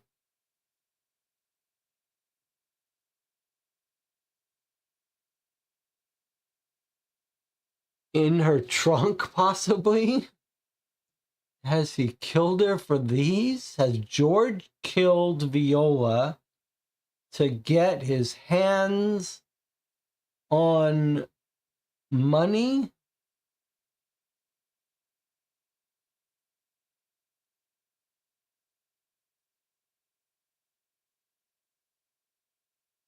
We heard from the mother that they smuggled out gems, didn't we? From Romania? Look at how much money she's got in jewelry. They're gonna, oh my God, $44,000 diamond inlaid necklace? $26,000 bracelet?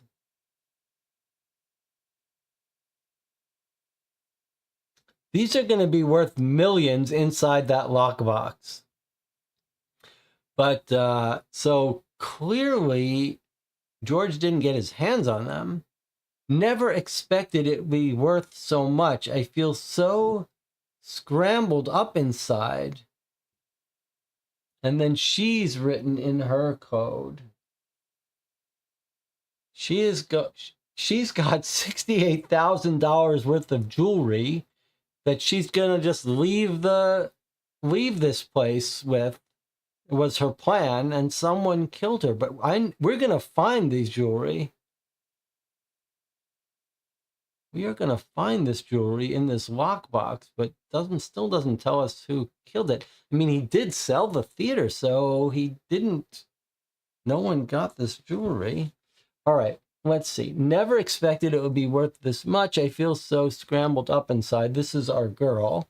Is she still using her code RVE? Let's, rather than trying to read that cursive, let's go to the transcripts. Okay. If I go to full, can I read it any better? Not really.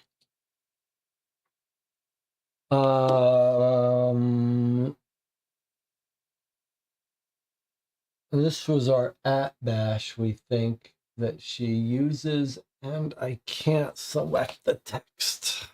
Let's see if we can do it this way.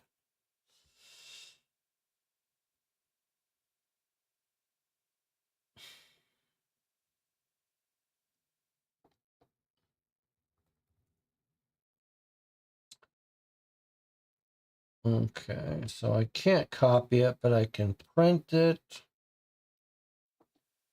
save it to PDF.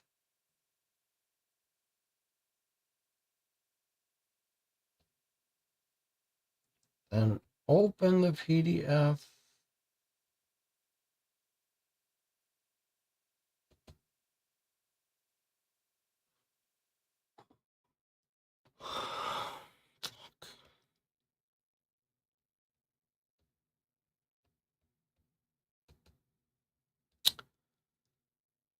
And open the PDF and select it from the PDF. Select the whole thing. Then we go into the online @bash. We paste it in. And we say decode.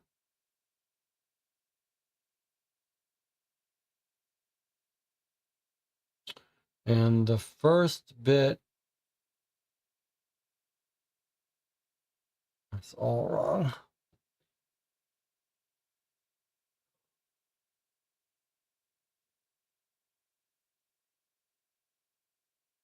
looks right here. I asked Mr.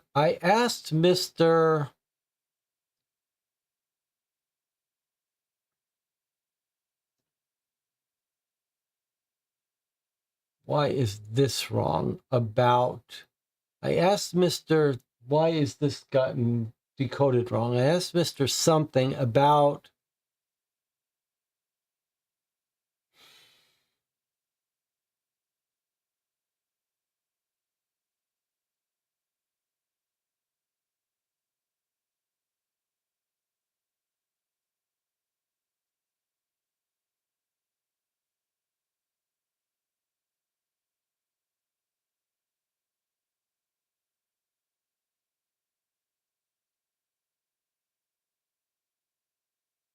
Why? Why, guys? Why?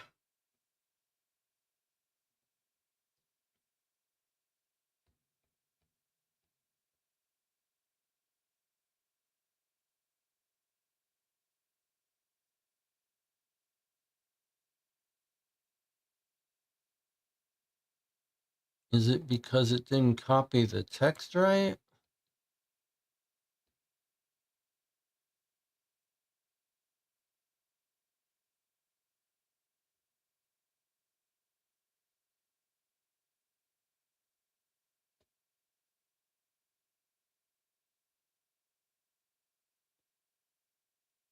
I asked Mr.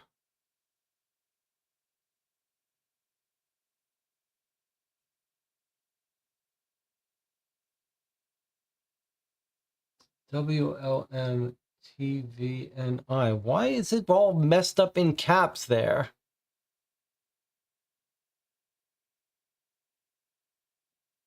Is the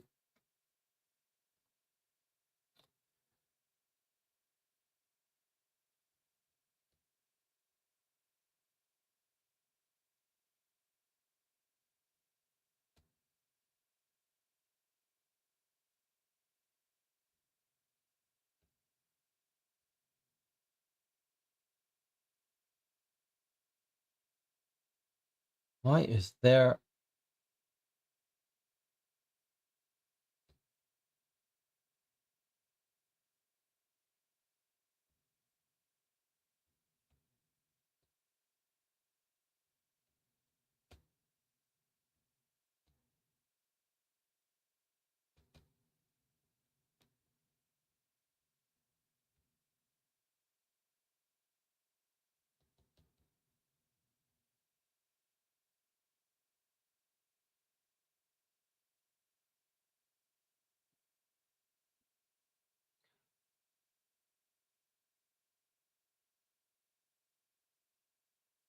so it's transcribed it for us, but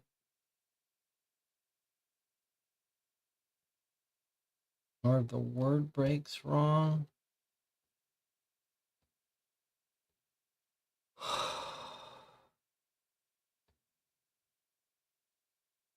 Are the word breaks wrong?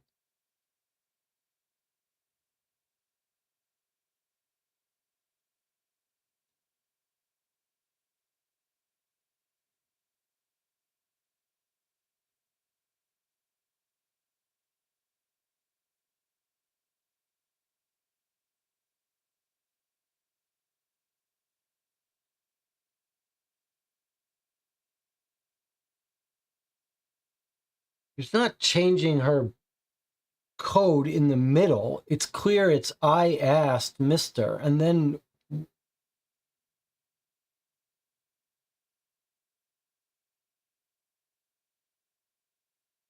And here is about what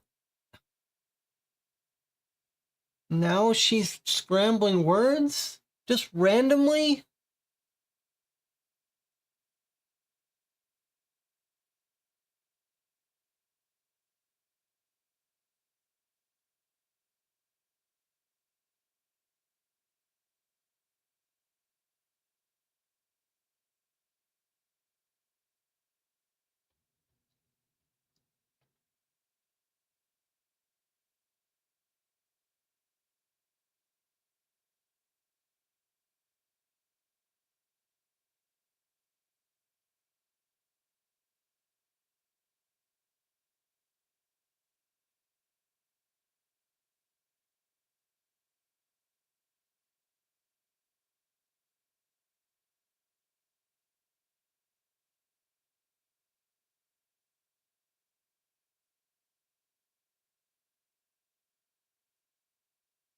I just looked for the appraiser's name. You found it? Why didn't I? I'm looking for it here. Dietrich Germond. Okay, so here is Germond. I asked Mr. John. So she's just randomly decided to throw in an extra little twist into her encrypted self notes to herself. She's just going to scramble words up randomly now, in addition to using the @bash cipher.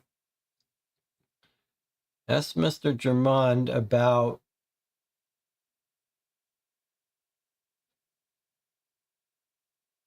something, something, something, assuming that these are the proper word breaks. He, something, a, this is going to be recommended. He recommended a,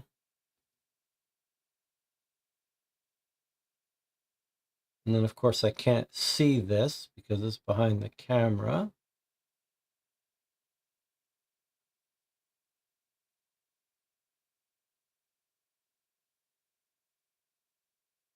I asked Mr. Drummond about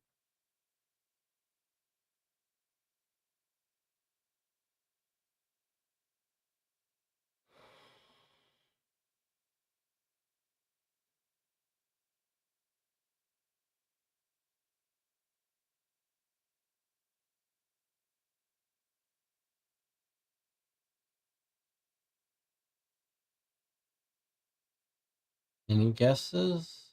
This is going to be, he recommended a,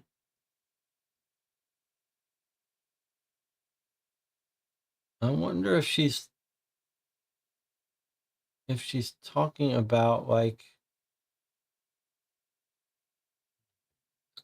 I was thinking if she's asking him about what to do with the jewelry. I asked Sister Johnson about,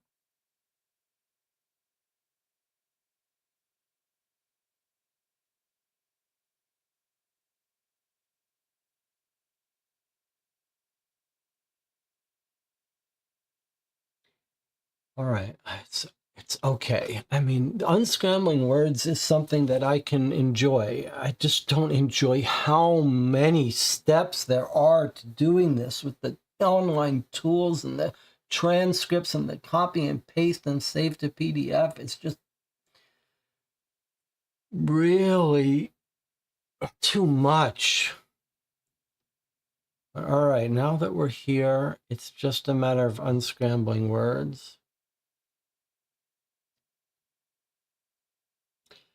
I asked Mr. Germond about, he recommended a something with caps, so a place or a proper name, like something, some kind of jewelry, or some place to put stuff. There's a small word. It can't be too many options here. He recommended a something.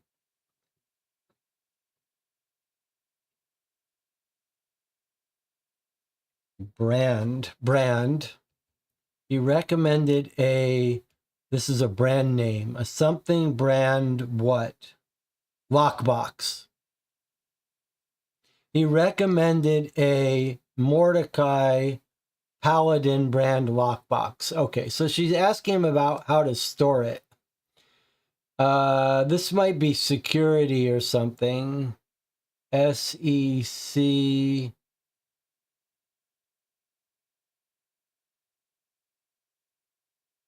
She's asking about how to secure it, to keep it safe or something.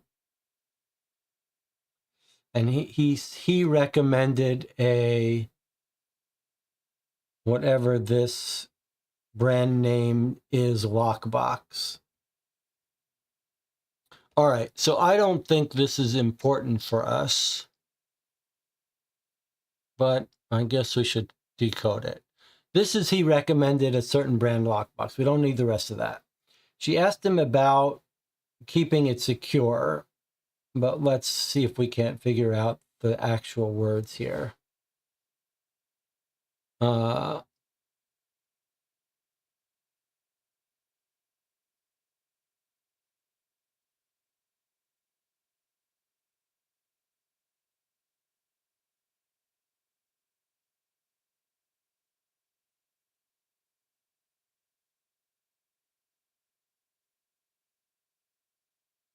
about S. It's not security.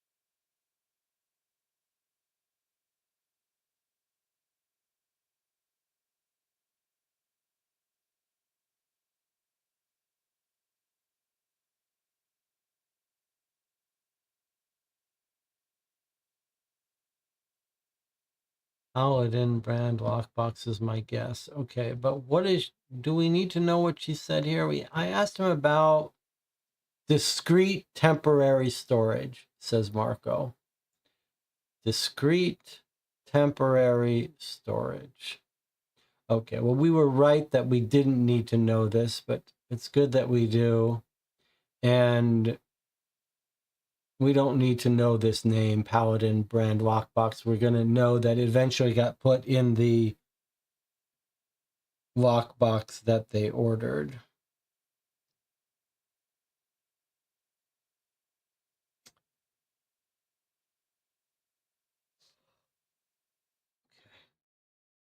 And now we have to decode this, for which there is no transcript. I do see a book cipher, but our problem is that the game is what? Not going to give us the transcripts of his note.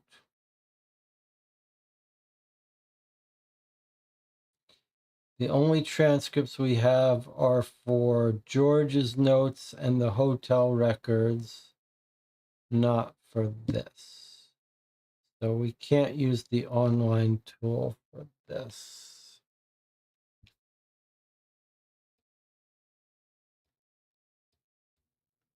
Is that right? Yes.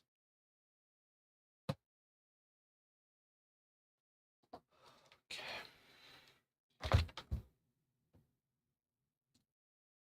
You know what? I want to know how long this actually takes.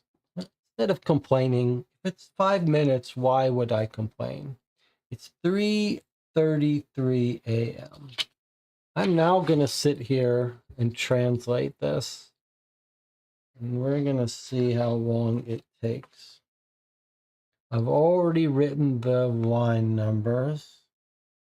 And now I just have to go through this whole thing. And you guys can go take a break, take a walk. I suppose I could try to use Google Lens to take a photo to copy and paste it. I can't do it. 141. 1, 2, 3, 4, 1 is D. 13, 11, 1. 13, 1, 2, 3, 4, 5, 6, 7, 8, 9, 10, 11, 1 is R. And I have to keep track because it's very likely I'm going to start losing my place very soon. 17, 8, 1. 1, 2, 3, 4, 5, 6, 7, 8, 1. DRC. But there's a period here. Doctor. 7, 3, 5. 1, 2, 3. 1, 2, 3, 4, 5. CA. Doctor. Is this going to be our doctor that wrote the medical reports? If so, we can skip his name.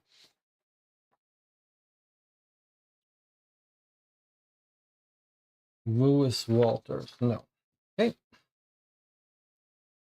CA 1533. 1, 2, 3. 1, 2, 3. L. 15, 15, 5. 1, 2, 3, 4, 5, 6, 7, 8, 9, 10, 11, 12, 13, 14, 15. 1, 2, 3, 4, 5.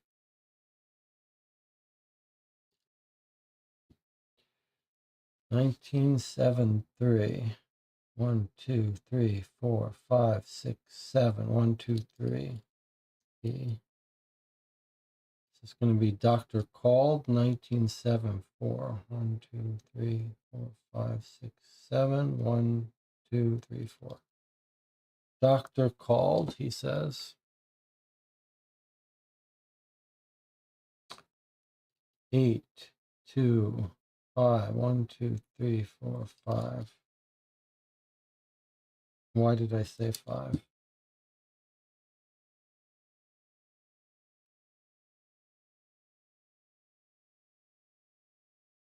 3, 4, 5, 6, 7, 8. B.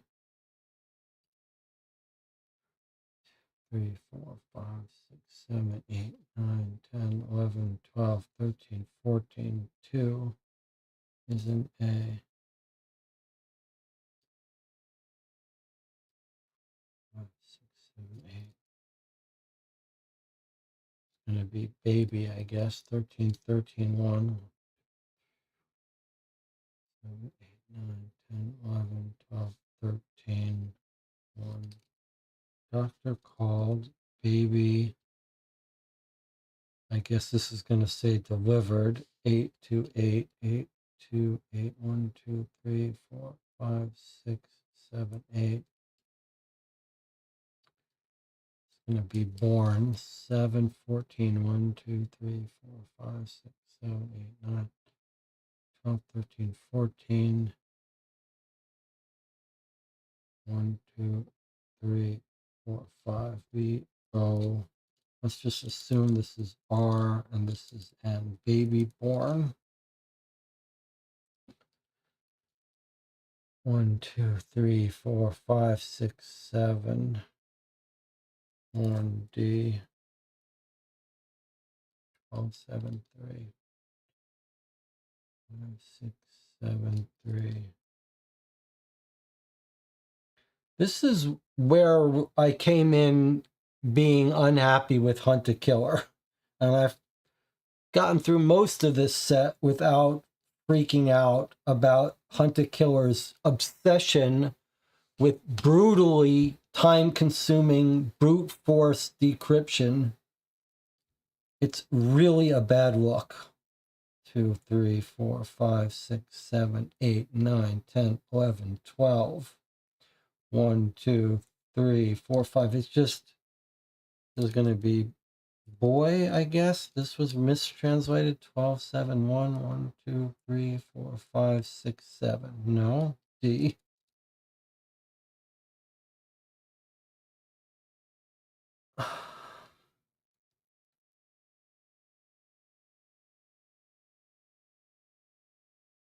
D. O. 1, 2, 3.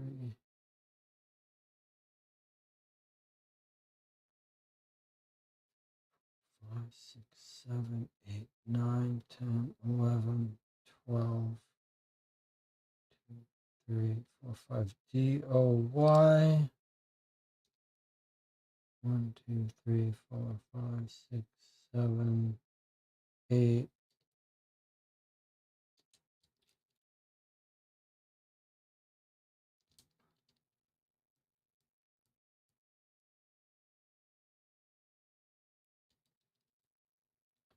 Do you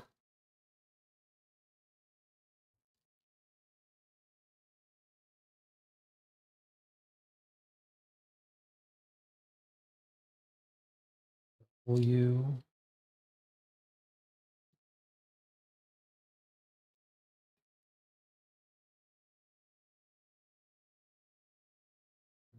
and it's probably an N.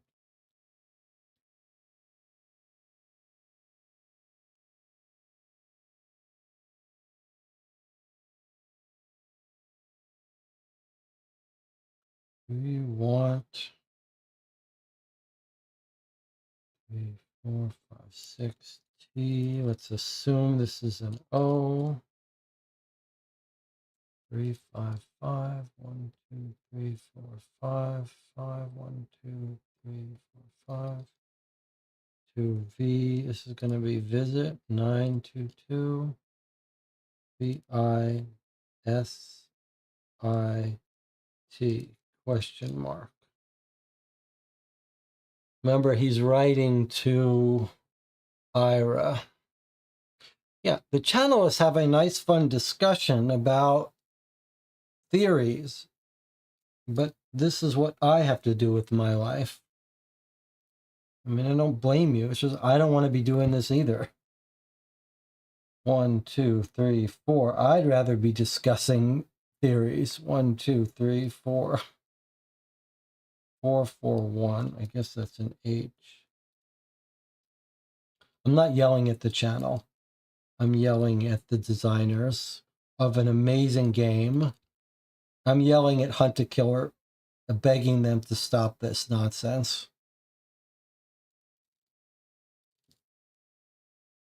16, 2, 9. 4, 5, 6, 7, 8, 9. 15, 11, 8, 1, 2, 3, 4, 5, 6, 7, 8, 9, 10, 11, 1, 2, 3, 4, 5, 6, 7, 8. This says, Haley, have I gotten something wrong? I don't know. 5, 1, 3, 1, 2, 3. Oh, 8, 8, 3. 3, 4, 5, 6, 7, 8 is you. You want to visit, maybe saying hail you. 13, 1, 6, 1, 2, 3, 6, T. 17, 3, 3, 1, 2, 3, 1, 2, 3. Just say tomorrow. 17, 1, 1, L. 1, 4, 1.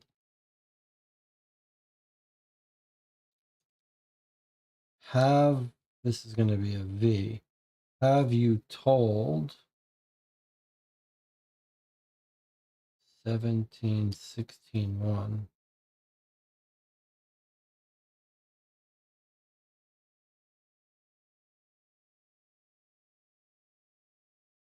Have you told E?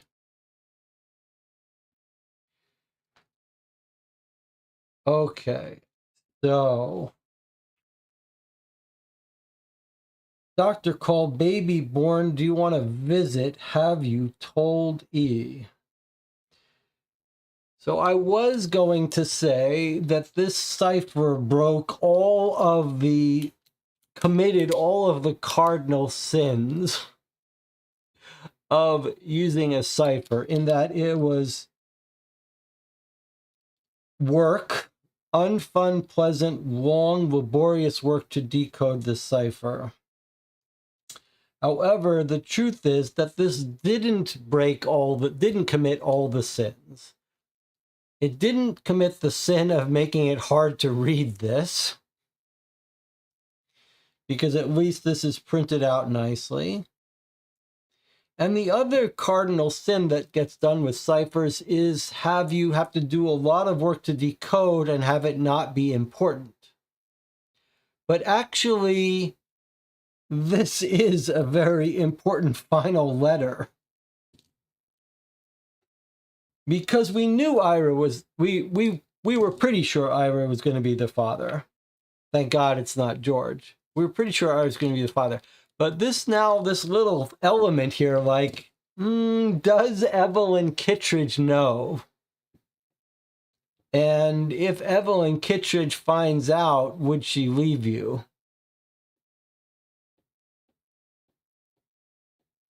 However, that makes us a little bit more suspicious that Ira would kill Viola because he doesn't want to lose Kittredge, except there's a problem with that theory, which is they've adopted the baby.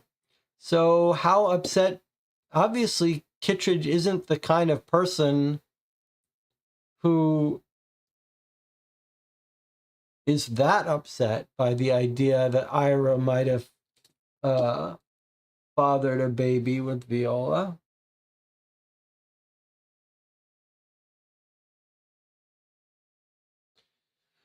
So I still think it's George, and I think it's George did it to get the jewelry, maybe. It's that simple. Maybe George did it to get the jewelry, which is going to still have gone missing from him, and that's why he had to sell the theater. Or maybe Viola was going to leave, and he lost it and said, well, if I can't have Viola, then I'll have to kill her to get her jewelry. I could see in the chat there was some discussion about, well, if Viola leaves, the theater would be worth nothing. I don't agree with that, but it's a reasonable theory.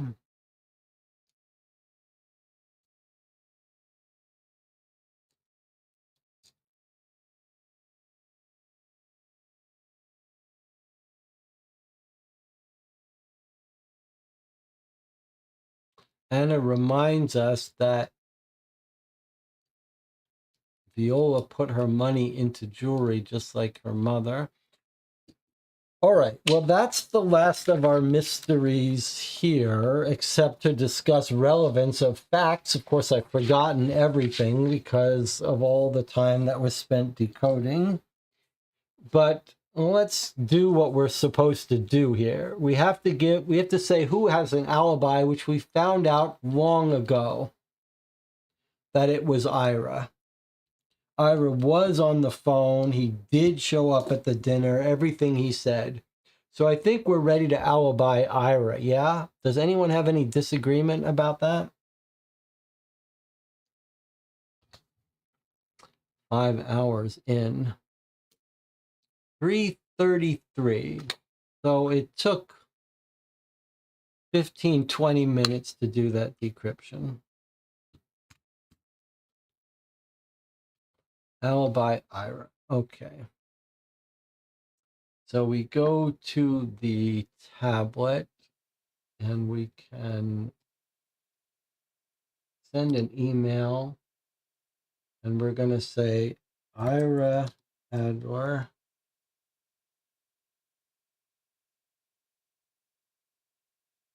Alibi. She's going to be very happy to hear that her grandfather is not the murderer.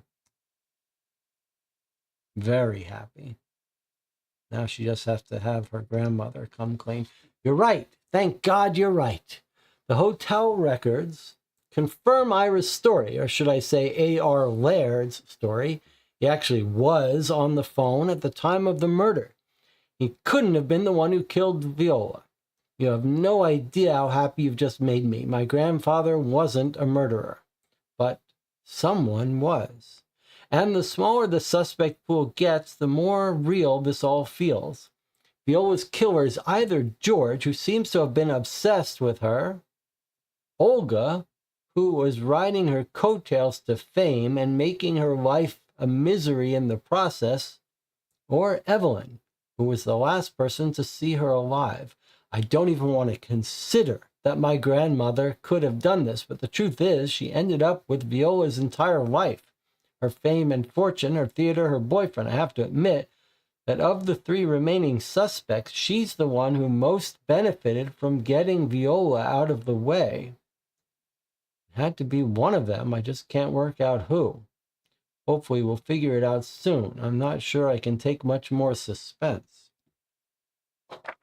Can we just look at one more thing? Like, how did they afford this theater? I know Hector was the guarantor. Maybe I want to take another look at this to see if they came up with. So Hector is guarantoring it, but he's not paying for it.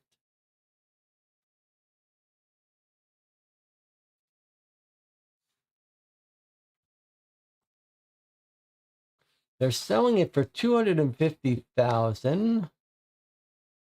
The initial and sold deposit will cover this amount in its entirety.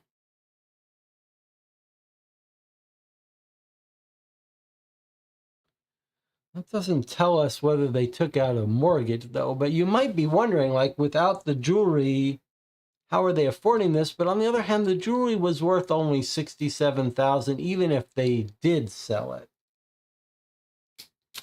So I'm just going to assume they somehow took out a mortgage.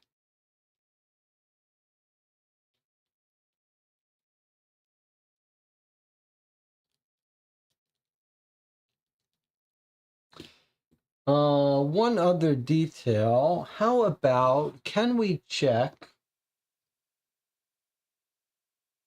the date between the jewelry appraisal and the lockbox purchase?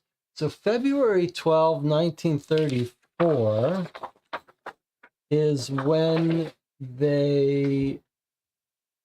she had her jewelry appraised. When do they buy the lockbox for the theater? I'm afraid I'm not going to be able to find it.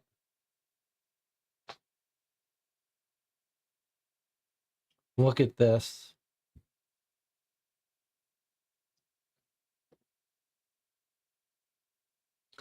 Jewelry appraised February 12th, lockbox purchase February 20th. So that's what happened. She went and got her jewelry appraised, and they immediately she worked with Joe to get a place to store them. And then the note at the back, which is Sampson's code, says, "Let me know if you need help hiding this from him." I think she's talking about George. Remember before he said George is too hands-on, intense, whatever. So I think maybe, oh, look, Paladin. All right, so I think that the him now, which was one of our questions, is going to be George. And I think what's happened is she got her jewelry appraised on the 12th, came back and talked to Joe and said, "I need your help getting a lockbox from Paladin, and we're going to hide it in the theater where George can't find it." And maybe George was absolutely obsessed with her, although she doesn't seem to have had an affair with him.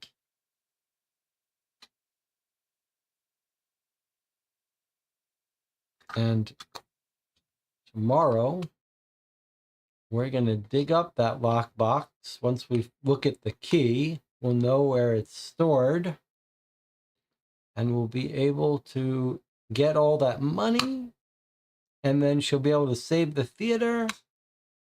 Do we get a finder's fee? It seems like 10% would be reasonable.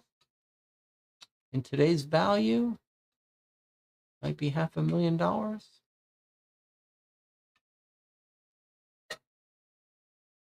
What do you think? Any final thoughts from the channel? I'm tempted to play the next box now. I'm excited to see the ending, but that would be a mistake. We've been playing for 5 hours. We're going to stick with our plan. We're going to meet tomorrow at 11 p.m. Derek is just focused on what we're going to do next.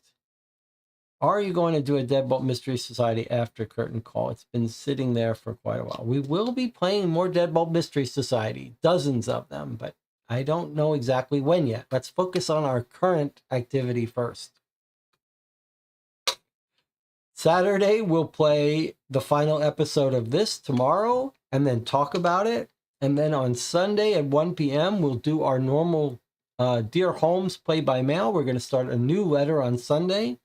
You can help decide whether we play an old new one or a new one. I am very curious to see how this ends. I think we're all pretty confident that it's George, but we don't know all the details yet. And I think it's safe to say we all want to see those jewels come out of that lockbox and find out where they were buried.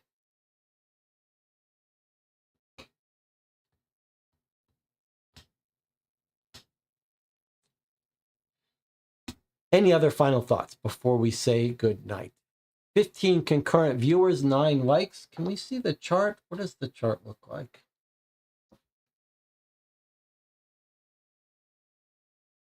I don't know why YouTube does that. Why doesn't it just use the whole space to show us? All